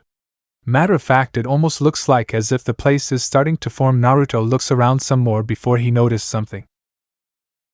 It was a large machine about the size of Dr. Eggman Niga in his egg mobile. It is mostly black with both ends of its shell parts being silver. These shells also appear to have yellow, black and red stripes, and are divided by 3 columns of electricity. And here's the thing. Badniks are coming out of the machine. Nope! Naruto exclaimed as he destroyed the machine, and it made seeds fall to the ground and grow into flowers. He looks at the destroyed with a raised brow before he moved forward. Seriously, what's going on with this strange planet? And why does this zone look different? Naruto placed a hand under his chin. I mean, all I did was run past the sign that had passed on it. His eyes widened comically as he looked around frantically. Hold up. Did that sign take me to the past of this zone? But that could only mean, holy crap, you can time travel on this planet? How freaking cool is that? Wait, if he time traveled to the past on Little Planet, doesn't that mean on the outside world he's in the past as well, or does it only apply here? Naruto blinked as he finally figured it out. So that's it. Niga must have discovered that Little Planet had those time warp things, and he used them to time travel into the past and build that machine, that badnik factory. He had confused expression on his face. Or he already has? Or would have? Or no, wait. Smoke began to rise out of Naruto's head as he felt his brain getting fried. Oh man, my brain's on fire! He exclaimed. So that's why there were badniks there in the future. He looks up thoughtfully. Or is it present for me? Or he stops talking with a comical blank look on his face. He turns to the readers with a half-lidded expression. You know what, guys? I think I got it. Time travel to the past and make sure the future hasn't gone to hell because of Niga. Now that that's settled, I'm off. Naruto runs off as he destroyed the few badniks that were there. He stops again as he saw what looks like a hologram of himself, stomping an animal. What the hell? Naruto deadpanned as he stared at the hologram before he realized something. Now that I'm thinking about, I haven't seen any local animals in the present. Which means Niga probably used this projector to make the animals here scared of him in the future. Now that's not right. Naruto destroyed the projector before he saw the future time warp plate. Time to head back. He does the super peel out, and went past the plate as he vanished. Music Palm Tree Panic Present, Sonic CD. Hey!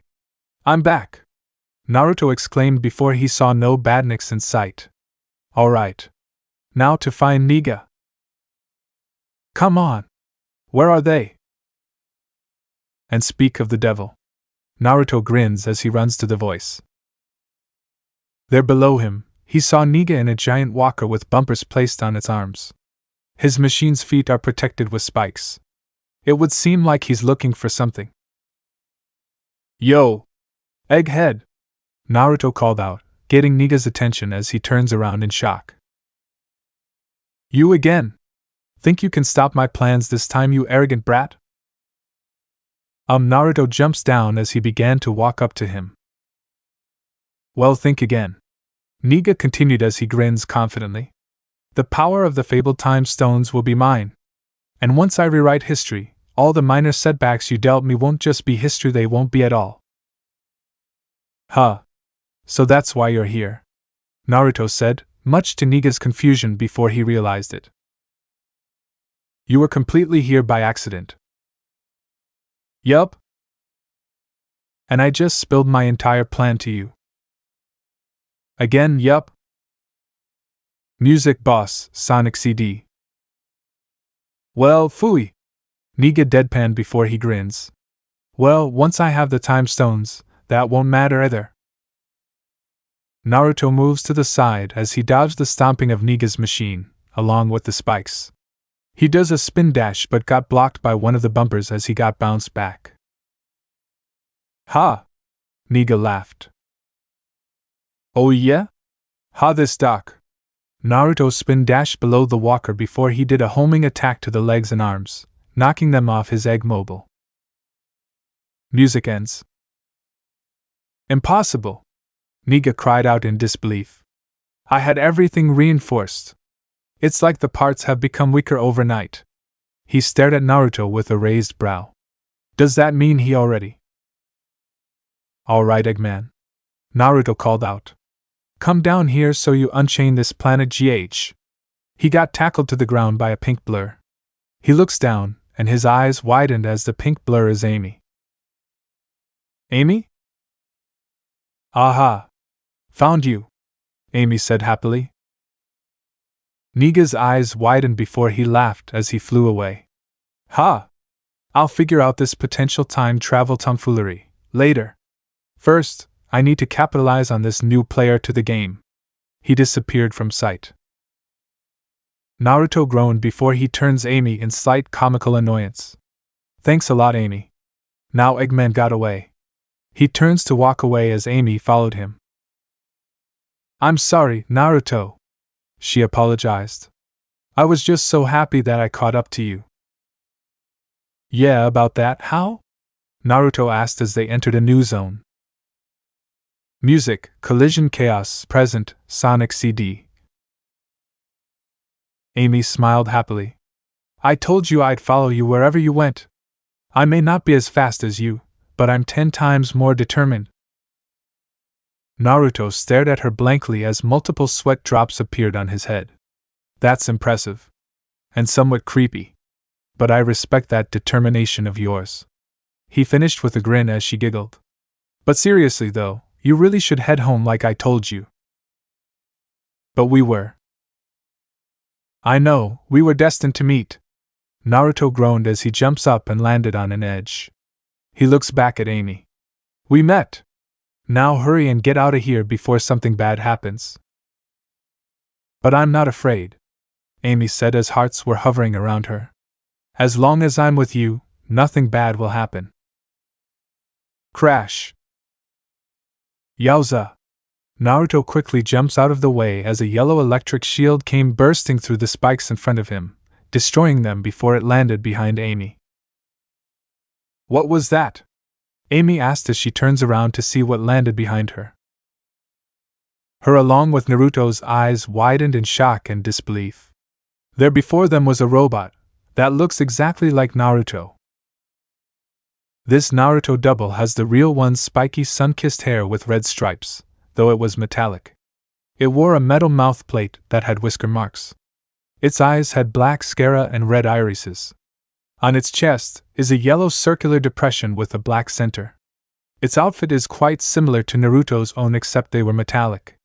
It also wore black rings on its wrists, similar to Naruto's.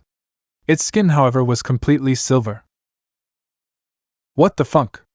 Naruto whispered, wide-eyed as he stared at his double. "This robot looks like him, it's scary." That Robo Naruto from the Death Egg bore little resemblance to him, but this one, it's like looking into a mirror. "What is that?" Amy took a step back fearfully but screamed as she got grabbed by the robot Naruto. "Amy! Let her go, you faker!" Naruto exclaimed as he did spin dash at it, only to get caught in a blue aura, making his eyes widen as he saw the robot's hand out and saw the blue glowing circle on its palm. "What the dash?" He got pushed back into a wall, making him gasp in pain before he got thrown down. "No! Naruto! Help me!" Amy cried out as the Naruto double flew off, taking her with it, and vanished from sight. "Amy!" Naruto's eyes were narrowed before he stood on his feet. That thing was fast. Very fast. He soon took off after them, going through the zone. It was clearly obvious that Niga called in that fake Naruto so he can use her as hostage, add to the fact that he's also searching for these time stones. But then again, Niga did use the time warp plates to travel back to the past and leave his bad factories across the zones. He's probably using that as a way to try and get them. He thought to himself as he ran past the future plate and vanished. Music, Collision Chaos, Bad Future, Sonic CD. Naruto blinks as he looked around Collision Chaos, and what he saw made him sick. Instead of the unusual psychedelic mechanized forest with a well-established casino he just came from, this version must be the bad future. The darkened sky adorned with red clouds, and seems to be haunted with gray machines. While it still remained functional and colorful while showing a dark future for any passerby at the same time.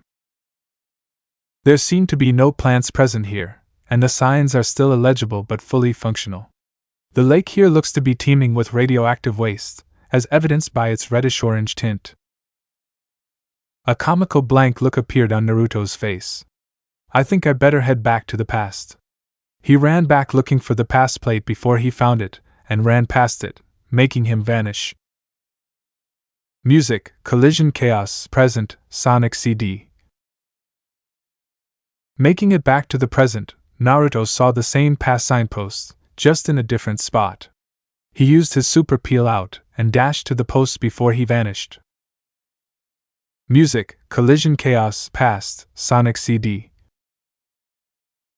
Naruto looks around. Huh. It looks almost like the present. He took off running. Time to find that factory and projector.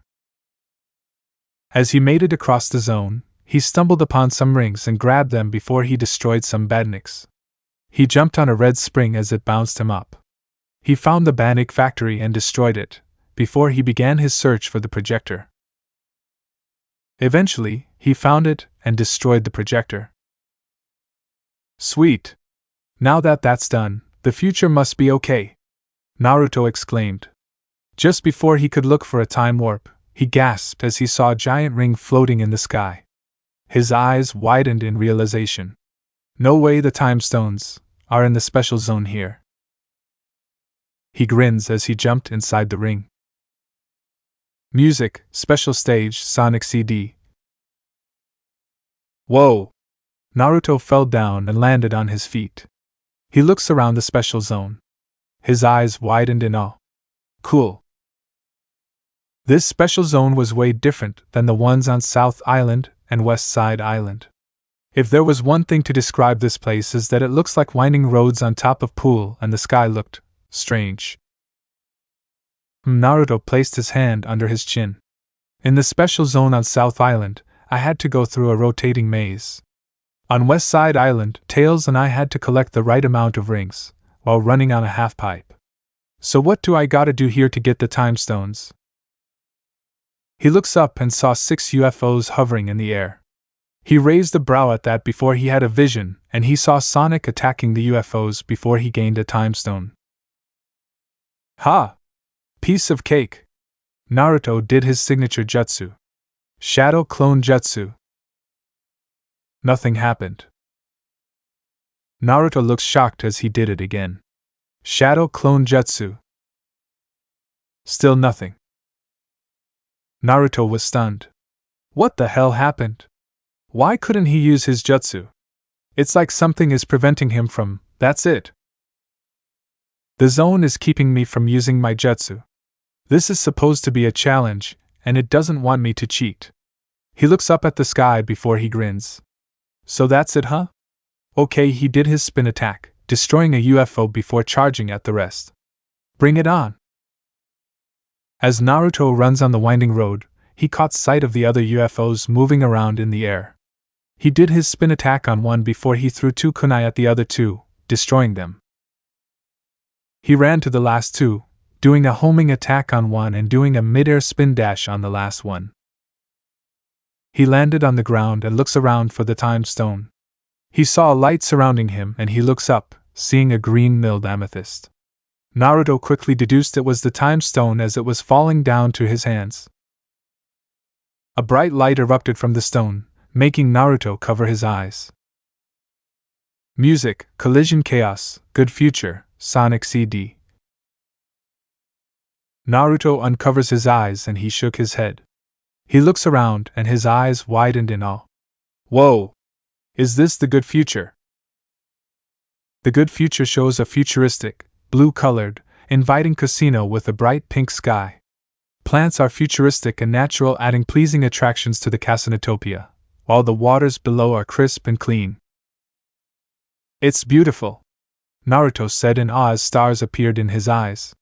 They returned to normal as he looks down at the time stone before holding it up in front of his face. So, this is a time stone. It almost looks like a Chaos Emerald. To think that there are 7 of these stones much like the Chaos Emeralds. Not only that, but they can also allow him to travel through time without the need of a Chaos Emerald.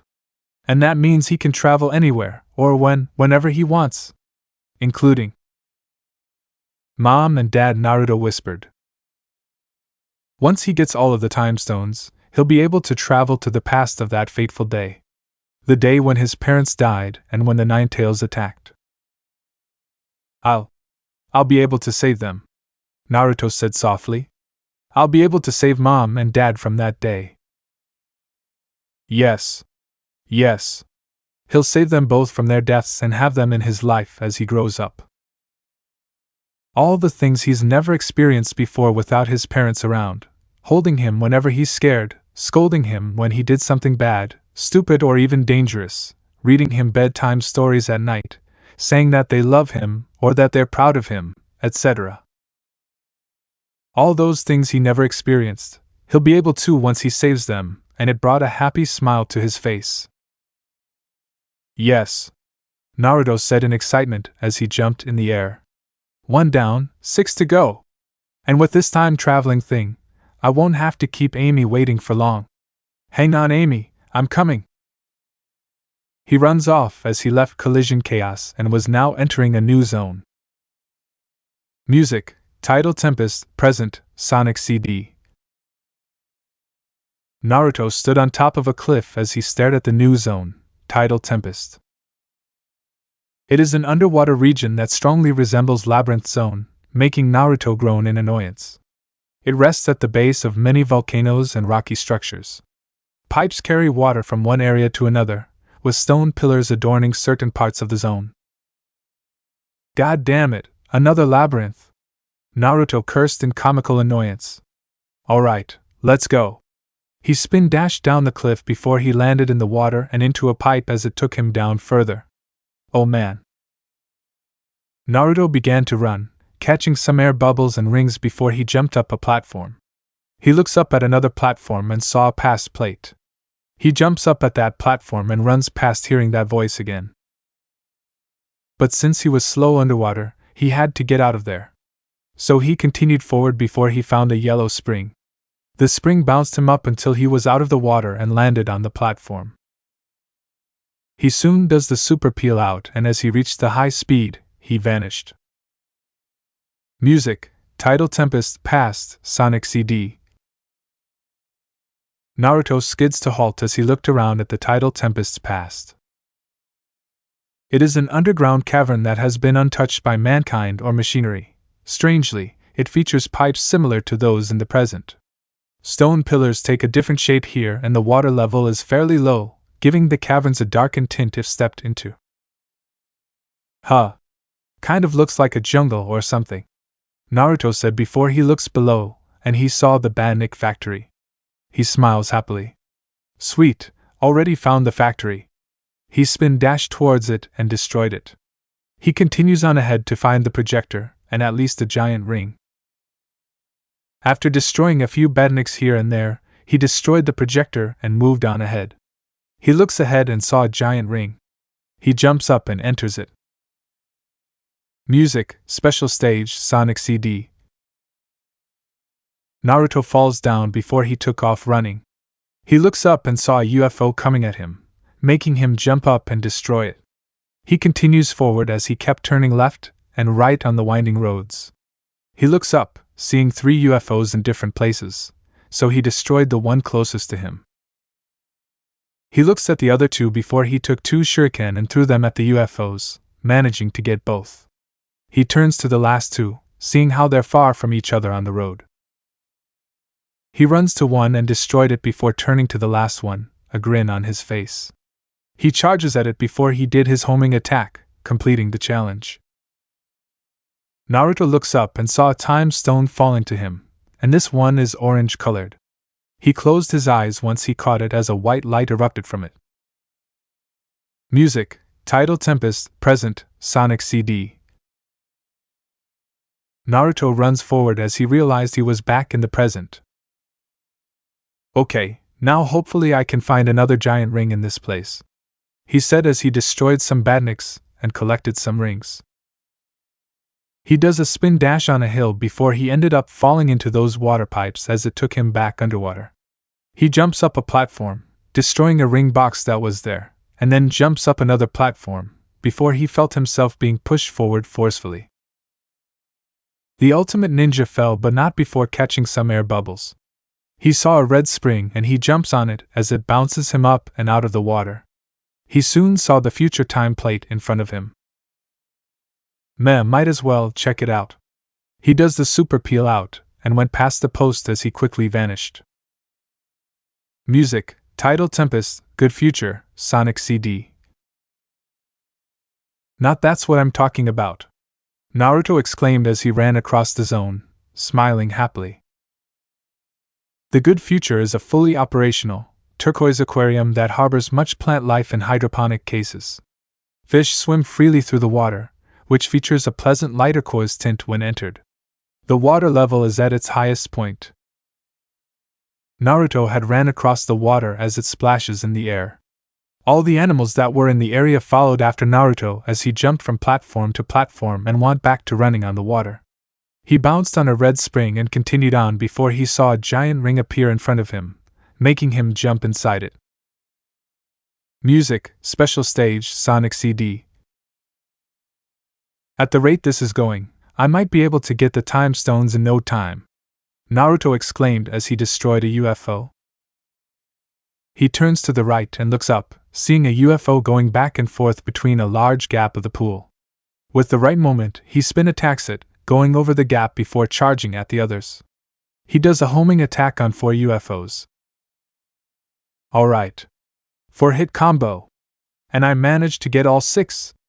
Naruto jumps up and grabbed a yellow time stone. 3 down, 4 to go.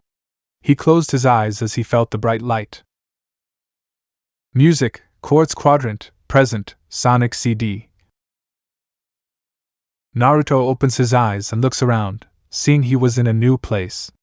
He looks at the sign next to it. Quartz Quadrant? Quartz Quadrant is an aqua-colored mine bustling with machinery, and is in the process of extracting crystals, most likely quartz, on conveyor belts and platforms for an unknown purpose. Some of the quartz is being transported while some are left lying around. The outdoor area features a swamp where the quartz are being shipped off to whatever distant land they are designated to. Let's do it to it! Naruto exclaimed as he did his super peel out and took off running across this underground zone. He immediately saw the badniks, and they were ready to take him out. He grins as he did a homing attack on the airborne badniks before doing a spin dash on those that couldn't fly. He grabbed a few rings that were scattered around before he stopped for a moment to examine the quartz. Naruto picked it up and examined it. Maybe I should grab some. I know Tails would absolutely love to have one of these and make something with it. Now as for me? Well, he picks them up using his ESP and put them inside his backpack. He turns to the readers and winks. That's a surprise. He runs outside the cavern before he saw the future time warp. Might as well check it out. He runs past it, and he vanished. Music, Quartz Quadrant, Bad Future, Sonic CD. Dude, Naruto deadpanned. Who could blame him? Quartz Quadrant's future is just terrible. It's an over-mechanized olive-green rusted mine under Dr. Eggman Niga's influence where absolutely all of the quartz has been mined out. A river of what appears to be lava, which could possibly be melted quartz, runs through the bottom of the zone, and a factory-like dystopia stretches for miles under a fiery sky.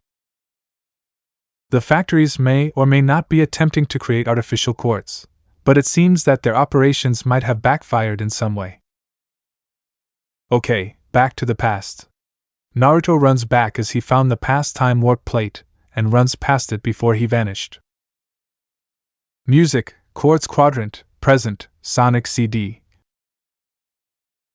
Naruto went back to the path he was on before he jumps on a platform, grabbing some rings.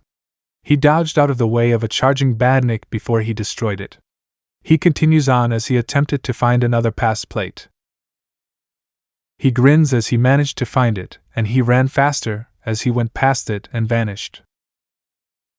Music, Quartz Quadrant, Past, Sonic CD.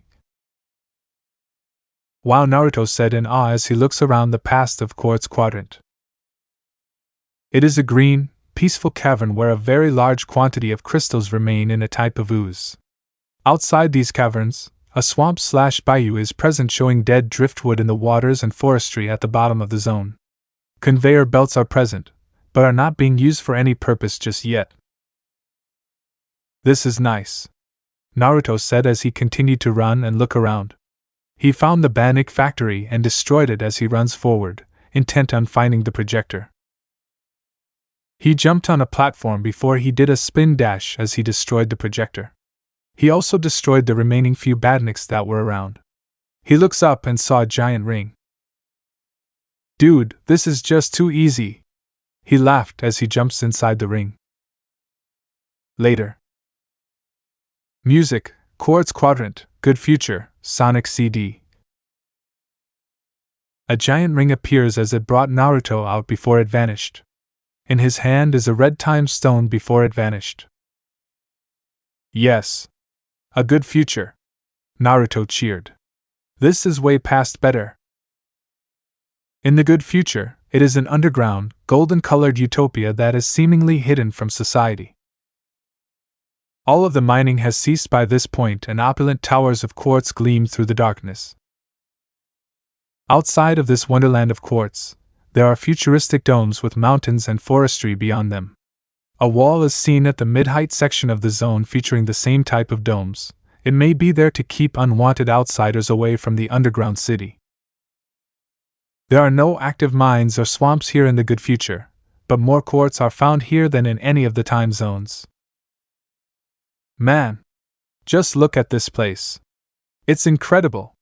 Naruto exclaimed as he continued to collect the rings while looking around. He turned serious as he focused forward. I feel like I'm getting closer and closer to Amy as I keep going on ahead, and to that fake Naruto that kidnapped her.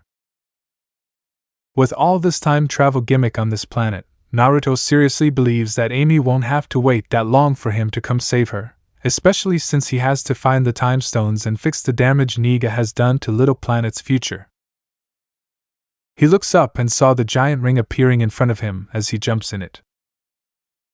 Music ends. The mysterious masked boy had appeared from a dark portal as it vanished behind. He had already saw that he left. Humph. Just look at him. The guy seriously thinks he's some sort superhero now, like Sonic, Shadow and Silverware. What a kid. I think it's about time I teach him who's the real ultimate ninja. So then do it. The masked boy didn't move as he felt a hand touch his shoulder. He looks up, seeing it was a red demonic entity as its eyes glowed red. After all, he is your nemesis, correct? The entity soon vanished as the mysterious boy watched him go. Oh, you have no idea, the boy said as he walked back, a dark portal opening as he entered it. Even though it wasn't seen, he had a dark smirk on his face. Music, Wacky Workbench, Present, Sonic CD. Naruto is now inside the Wacky Workbench as he bounced up to a higher area, screaming comically in surprise. This zone is insane. Wacky Workbench is a weapons warehouse located in a canyon that is ruled by electricity. Inside, there are many abstract mechanisms present, such as hovering platforms, grounded police sirens, a checkered floor, which flickers occasionally, that allows Naruto to bounce to higher areas, and atom-like structures that are constantly generating a wire of electric energy that can harm someone, and Naruto learned that the hard way. As he began his journey, he was looking for any past time warps. He definitely didn't want to see this zone's future, so he might as well head to the past and fix it. Aha! Naruto had a cyan aura around him as he found a past time warp.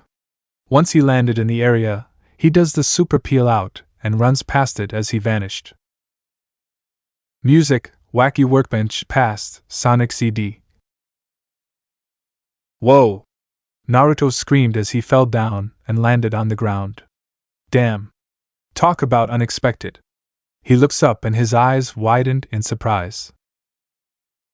Wacky Workbench looks like it's still under construction, with its various girders and platforms taking on a bright green color. The red-colored canyons are able to be seen with construction cranes looming below them. The past is just as wacky as it is in the present timeline, featuring machines that may or may not have been conserved for future use. For instance, the checkered floor remains a prominent part of this level, and the other various devices that are found in the present are still here. Oh! Naruto screamed as he bounced off the floor and got to the higher area. He used his ESP to stay afloat as he looks down below. Now, where are they? HM? He noticed a secret entrance. He flies to the entrance curiously before he landed on the floor and ran inside. He was in a room, with a statue of an angel on it. He looks at the statue with a raised brow before he touched it his finger. All of a sudden, the statue's eyes glowed yellow as it began to give Naruto a fountain of rings, much to his surprise and happiness. Awesome! Naruto exclaimed as it continued to give him more rings. Feeling he's had enough, he walks out as he waved at the statue. Thanks, Ms. Angel. He took off running, not seeing the statue give a smile at his back. Naruto jumps off a platform as it took him to the lower areas. He saw a bunch of badniks charging past him before one of them destroyed the platform he was on. Hey! Naruto watched as they charged at him. He grins as he jumped one of the badniks back, hitching a ride, as he waved at the one behind it. He then ripped the buzzsaw off that was on the badnik's face as he threw it at the others, destroying them. He then used his ESP to grab the two that were close to him and smash them together. He smirks as he saw the flowers grow from the seeds that were inside. He looks up and saw the badnik factory there on the higher level, making him jump as he saw it below him. He does a mid-air spin dash and went for it, destroying it, before taking off again. He stepped on the checkered floor, just as it flickered on, and it bounced him higher. Oh come no wait! Naruto's eyes widened as he saw the projector. He took out a kunai and threw it at the projector, landing it directed as it got destroyed. Booyah! He fell back down before he used his hand to grab onto a platform. He got up and jumped off, going over the checkered floor. He looks up as he saw the giant ring up ahead. Just 2 more to go. He jumps inside it. A few minutes later, he came back. Ha! This is great! Naruto exclaimed as the time stones circled around him. He all 6, which were yellow, orange, red, green, purple, and cyan. The time stones soon vanished inside Naruto's body. Just 1 more! 1 more time stone! Now let's check out the good future of Wacky Workbench. Naruto does the super peel out and runs with extreme speed. He went past a few badniks, causing them spin comically before they got destroyed. He went past the future sign and vanished. Music, Wacky Workbench, good future, Sonic CD. Naruto continues to run at high speed as he looks around. Another good future. This is definitely an S rank. Wacky Workbench now became an advanced pink/purple workbench with many of its hazardous functions and weapons replaced by what appears to be advanced, safer, and more efficient technology. It is littered with many odd features that are colorful and childish, such as geometric shapes and an almost circus-like aesthetic. The workbench may have been remodeled to be a toyland of some sorts, as it bears many objects and machinery that would attract children of small age if not otherwise. The atom-like obstacles do not function at all in this timeline. The checkered floor flickers constantly. Heh! Naruto chuckled as he imagined the looks on Tails and Konohamaru's faces if they were here. He jumps over a platform and did a spin dash before he got out of it. I already know Tails and Konohamaru are gonna have blast in this zone if they were here. The ultimate ninja looks around, noticing the lack of a giant ring. No sign of a giant ring. Oh well, maybe I'll try the next zone? Hey, who turned out the lights? He asked as he noticed how it got dark. Music ends. He also noticed that there were bright lights around, making him stop running and cover his eyes. Hey! Turn it down a little bit, will you? You know! He opens his eyes and they widened in comical awe. Whoa! Music, Stardust Speedway, present, Sonic CD. Stardust Speedway, a highway adorned with musical instruments above an enormous city. Like its namesake implies, the city glows with many lights. This place looks like it's built for speed. I'm gonna have a lot of fun here, Naruto exclaimed as he walked forward. He stops, however, as his eyes narrowed. This feeling, he could sense it. Amy was here, along with Niga and that fake Naruto. He grins. Time to get this party started. He dashed forward, jumping over a large gap before he felt something push him faster as he went through a loop and sparks were coming out of his shoes, making him excited. Yahoo! He went past the pass sign before he instantly vanished. Music, Stardust Speedway, past, Sonic CD. Ha ha! I love this place! Naruto shouted as he did a spin dash down to the lower level. He got out it as he made and began to look around. This must be the past. The background takes the form of a Roman/Greek-style city, complete with an acropolis and surrounding towns. The night sky is not as bright as it is in the present due to the lack of technology, but some stars can still be seen. The zone is mainly entangled by vines as well. Now to find that factory and projector. Naruto runs up and went through a loop as he began to get more and speed. His eyes narrowed as he saw a machine in the center between 2 platforms. Found ya! Chaos Spear! Naruto threw the attack at the factory, destroying it. Oh yeah, who's bad? This guy, you know. He does a spin dash as he saw badniks charging at him, instantly destroying them. He soon found himself going through a bunch of loops that were going up, down, sideways, roundabouts as he managed to get out. Naruto stopped running as he had comically swirly eyes. What a wild ride. He shook his head. Kinda cool, to be honest. Once he opened his eyes, he saw the projector in front of him. He walks up to it, looking at it before he kicked it, damaging it. Those things are seriously annoying, Naruto stated as he ran forward once more, getting sparks to come out of his shoes. He jumped on a yellow spring as it bounced him higher before he landed inside a machine which had red spring, making him go into his spin attack. As the machine began to spin around, Naruto launched himself up in the air, destroying a few badniks that were in the air while dodging a bunch of spiky balls. As he landed and took off running, his eyes widened in excitement. Yes! The last giant ring! Naruto enters the ring as it vanished. Music, Stardust Speedway, Good Future, Sonic CD. A few minutes later, Naruto appears, in his hands a cyan time stone. He raised it up in the air. Yes! I got him! I got all the time stones! Awesome! He's got all 7 time stones. Not only did he prevent Eggman Niga from getting them, now he'll use them to travel to the past and save his parents. Not only that, but he can also find out whatever or whoever it was that kidnapped Blaze. So then Naruto looked down, a frown on his face. Why does it feel like I shouldn't do that? For some reason during his adventure, he had this feeling in the back of his head that told him to not use the time stones for something selfish like that. He doesn't know why, but it's what that feeling was telling him. Naruto looks at his reflection in the time stone and saw Sonic, Shadow and Silver all having the same frown expressions on their faces as him. He blinks, then shake his head and look back at the time stone, seeing his reflection again. Guys, Naruto whispered before he shook his head again. Now's not the time for this. He still have to rescue Amy and stop Niga. He looks around the good future of Stardust Speedway. The good future looks like a giant futuristic amusement park, with bright pink and green colors dominating the landscape. It looks upon a vast bay with bright cities in the distance, and a beautiful cathedral.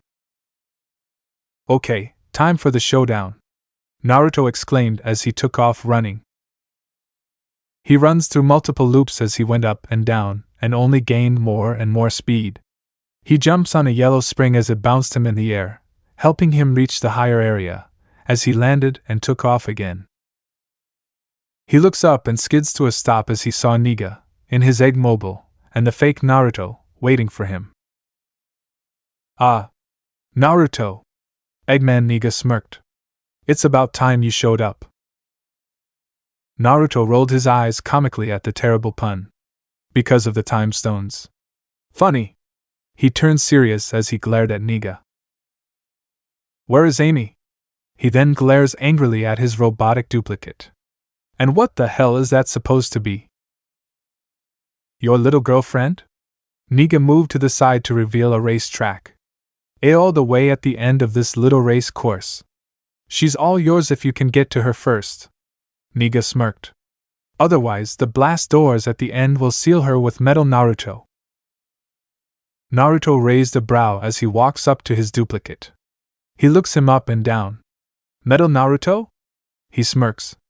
So I got the name right after all. If you hadn't made this guy kidnap civilians, he would have made a great sparring partner for me. And all I gotta do is race him?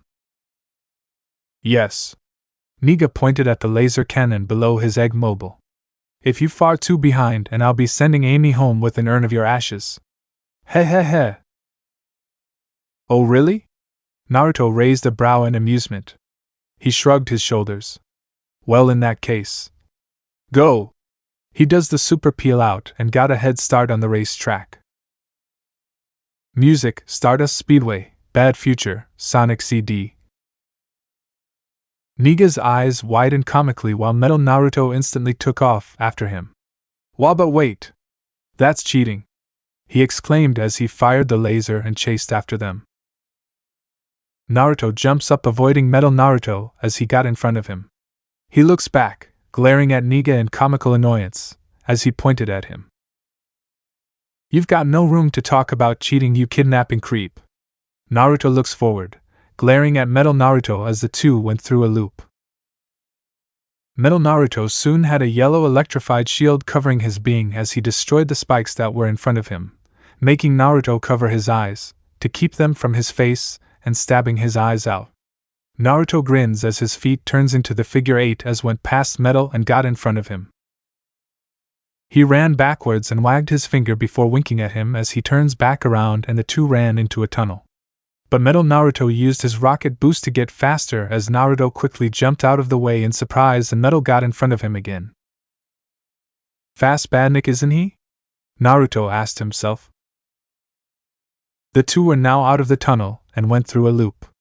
The track went spiral as Metal Naruto went through it first with Naruto following close behind him.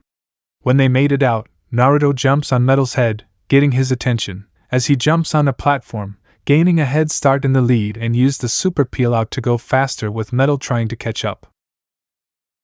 Naruto went to the entrance as the door closed behind him, destroying Metal Naruto as he went face first into it.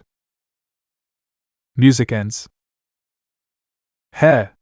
Next time, try and have Metal Naruto fight me. Naruto grins as he turns around to the entrance and ran in. He saw Amy wrapped up in a metal claw. Amy! Naruto! You came to rescue me, Amy said happily. Of course I did. Naruto grins as he did a spin attack and released Amy before catching her in his arms. Who do you think I am? He looked sheepish as he put her down and began to scratch his head. I hope I haven't kept you waiting for long. Amy giggled as hearts appeared around her. Not at all. Yes. Naruto cheered as he raised both fists in the air. Thank you, time travel. What? Amy tilted her head to the side in confusion. Nothing, Naruto said. This doesn't mean nothing, brat, Niga exclaimed, making Naruto and Amy look up at him. Time will be on my side once my UFOs get back and then you'll be history. He flew off in the distance. UFOs? Hold up, those UFOs in the special zone were his? Naruto asked in complete surprise before he blinks. Wait, why am I even surprised? Huh? What do you mean?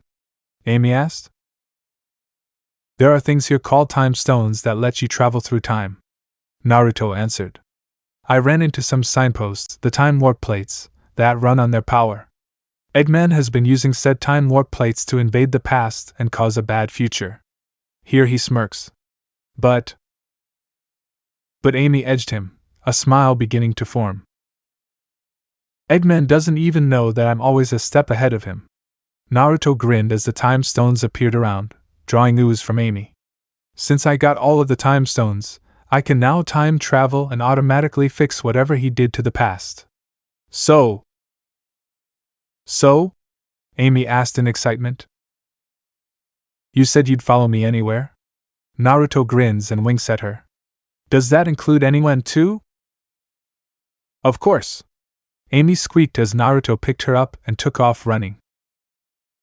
Then hang on tight, Amy. We bought to kick some eggheads' butt. Yay! Amy cheered. They exited the Stardust Speedway and entered a whole new zone. Music, Metallic Madness, Good Future, Sonic CD. Wah! Amy screamed as she held onto Naruto tightly, making a blush appear on his face as he felt her growing chest rubbing his. Stay cool. Stay cool. Naruto thought before he realized something. Wait a minute, where are we now? He looks around, seeing they were in a land filled with technology. The complex is in brighter light, with the metal walls and floors looking sleek and clean and with a bright blue hue. Mechanical plants and fountains adorn specific areas. Miles of forestry have sprung up all around it, as if nature is successfully reclaiming this particular area from its earlier metallic rule, and mechanized, palace-like structures sit in the far distance. The place looks almost like a sprightly, futuristic shopping mall where animals dance freely and victoriously amidst the corridors. Despite the lighter feel, though, many dangerous traps are still present. Wait, what? Traps? Naruto quickly jumps in the air as he dodged a roll of spikes from the floor. His feet touched the ceiling as Amy continued to hold on to him. He jumps down and landed on the floor as he continued. It looks like we were in the good future of whatever this zone is. Naruto told Amy. I guess the time stones can automatically fix whatever damages has been done to the past. Ha! How way past cool is that? Very past cool, Amy replied. Naruto jumps on the wall and began to use his chakra to run up it. He had to jump out of the way, however, as a hole opened up and water came bursting out. He jumps to the other wall before he jumps off that one, doing a flip in the air as he landed, and continued ahead. Naruto, look! Amy pointed to where she was looking, making him look at the direction. His eyes narrowed as he saw it was Niga. Nega! Naruto shouted, getting his attention. What? You two again? Niga asked in anger as he looked around. Where on earth are those blasted UFOs with my time stones? They should have been here by now. Maybe cause I, Naruto smirked. Destroyed them and got all of the time stones. Niga mechanically turned to look at Naruto, a blank look on his face. His face soon turned into an angry snarl as steam came out of his ears. Little brat! Give me those stones! Nah, forget that, man, you're the bad guy! Naruto exclaimed as he jumped up and kicked Niga away, making his egg mobile roll into a room as he screamed. Naruto stopped running and put Amy down. Sorry, Amy, but this is the part where you get out of here. He put his finger into a cross. Shadow Clone Jutsu. Poof! Gah! Amy screamed as another Naruto appeared behind her and picked her up. She stared at that Naruto before looking back at the real one, a question mark appearing on her head. Get her out of here! Naruto ordered his clone as he nodded and turned to leave while he went inside. Wait! Naruto! Amy screamed. As Naruto enters the room, he kicked Eggman into. The door behind him closed as the room darkened.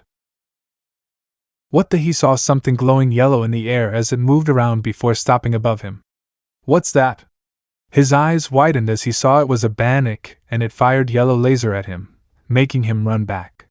He glares comically at it. Hey!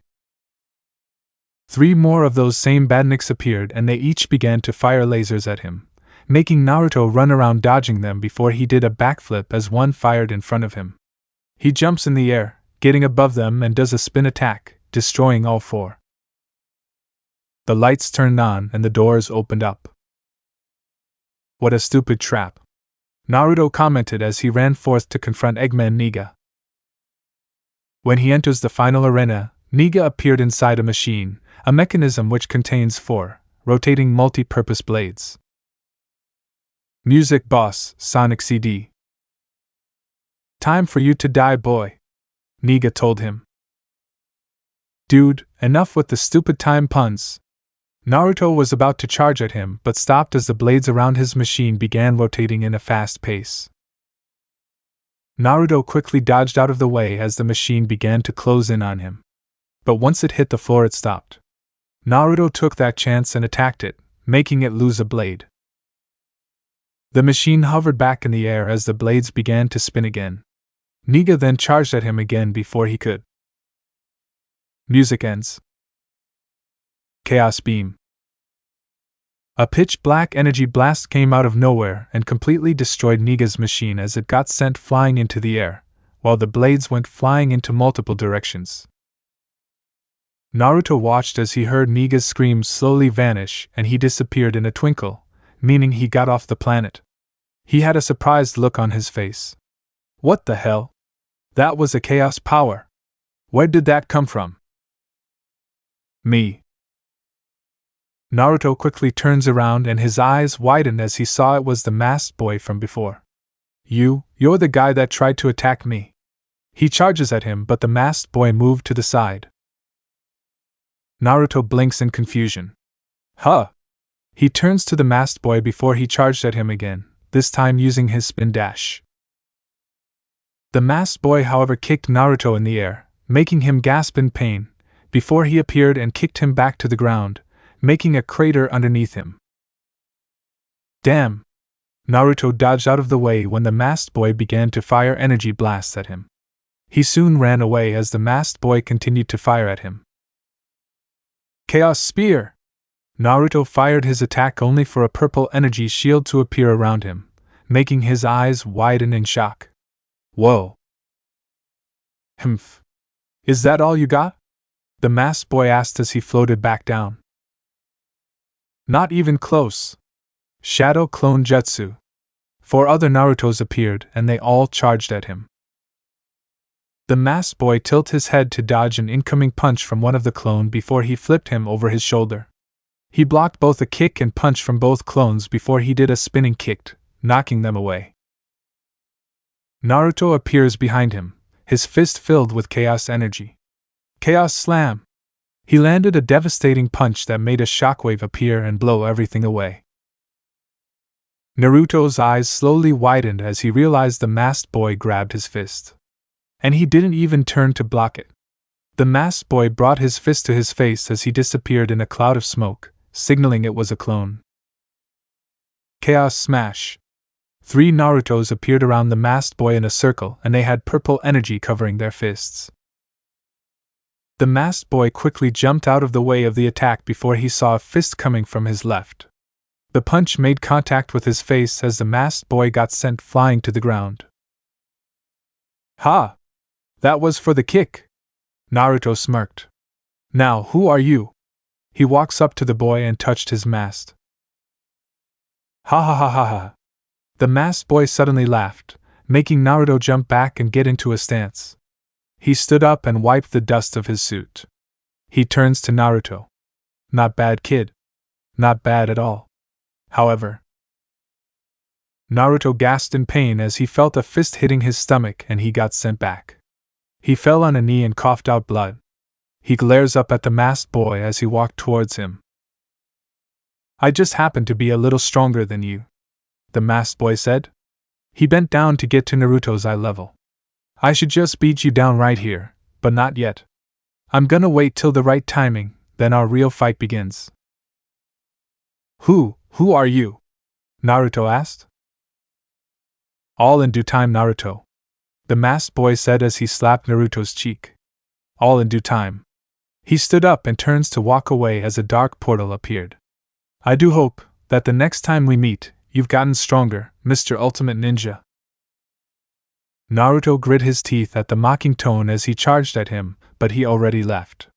He looks around, eyes widened. He then clenched his fist. That guy is strong. Way strong. He was even able to keep up with him. Who is that? How does he know my name? Naruto. Naruto's eyes widened comically as he felt a certain pink-haired girl grab his arm. He turns to look at her in shock. Amy? Why are you still here? Your clone disappeared after it got attacked by a buzzsaw, Amy replied, earning a sweat drop from Naruto. I had to come back to make sure you're okay, and you are. Special ending, Cosmic Eternity. Believe in yourself. Instruments. Naruto and Amy's eyes widened as they felt the building starting to shake and explosions were heard. Hang on, Amy, we're out of here. Naruto picked Amy up bridal style and runs out of the zone. As he did, he had to jump away multiple times as the floors began to crumble, and he had to dodge falling debris. Amy, meanwhile, covered her eyes. Naruto soon jumps all the way up and got off Little Planet. Once he landed on the ground, Naruto puts Amy down and took off running, just as she uncovered her eyes and saw the cloud of dust. Wah! Teleportation! Yeah! Wah! Zabiadu bap bap! Wah! Teleportation! Yeah! Wah! Shibidubu! Yeah! The giant chain that connected Little Planet to the mountain began to explode as the mountain got destroyed. Naruto arrived just in time to see the destruction of the mountain before he turns to Little Planet, seeing the planet's mechanized look change and turn into a peaceful-looking place. In the end, who's on your side? Who can you trust in the middle of the night? Where will you be if you can't find you? There's no place to go, nothing to do. If you gotta do something, gotta do something. Believe in yourself, hey. Naruto stares at it, before he gasped when he saw the time stones left his person, making him reach out to them. However, he stopped himself and shook his head. With a small smile on his face, he watched as they went back to Little Planet, and he saw stars raining down on him, making him gape in awe. Little Planet began to shake before yellow stars appeared, and it took the form of Naruto's face in front of Little Planet, making an excited Naruto stare at it dumbfounded. Extraordinary things can happen if you believe in yourself. You've got to have some faith in yourself. If you want respect from your friends, don't rearrange, no need to change. Stay like you are, keep it all the same.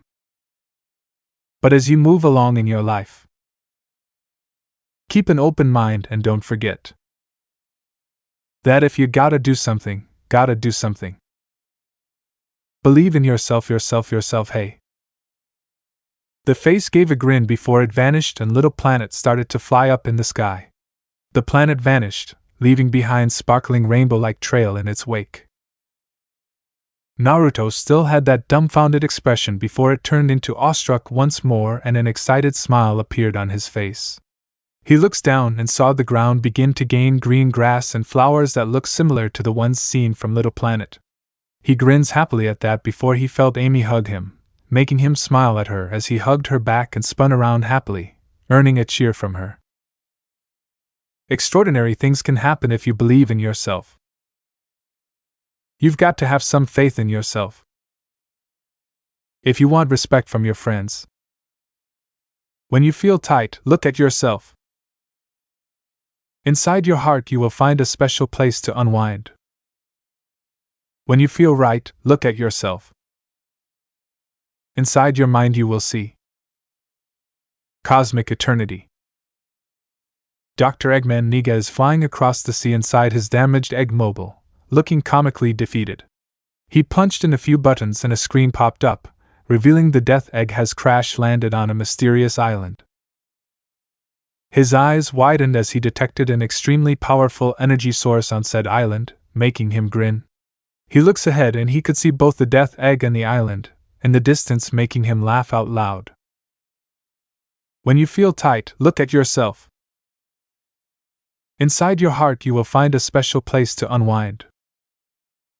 When you feel right, look at yourself. Inside your mind you will see cosmic eternity. Time has passed since then. Naruto is on the beach relaxing when he saw a mysterious ring wash up on shore. He picks it and examined it, making his eyes widen, before he ran to go find Tails with the mysterious ring. The two met up with Tails telling Naruto something as he pointed out at sea, making Naruto nod as he showed him the ring. The two nodded and ran off to the tornado, while grabbing the Chaos Emeralds, and were flying in the sky. Naruto crossed his arms grinned as he and Tails began to get ready for a brand adventure. Meanwhile, with Blaze. Blaze sighed happily to herself. The reason? Because she finally made it to the Land of Fire, one of the 5 great shinobi nations.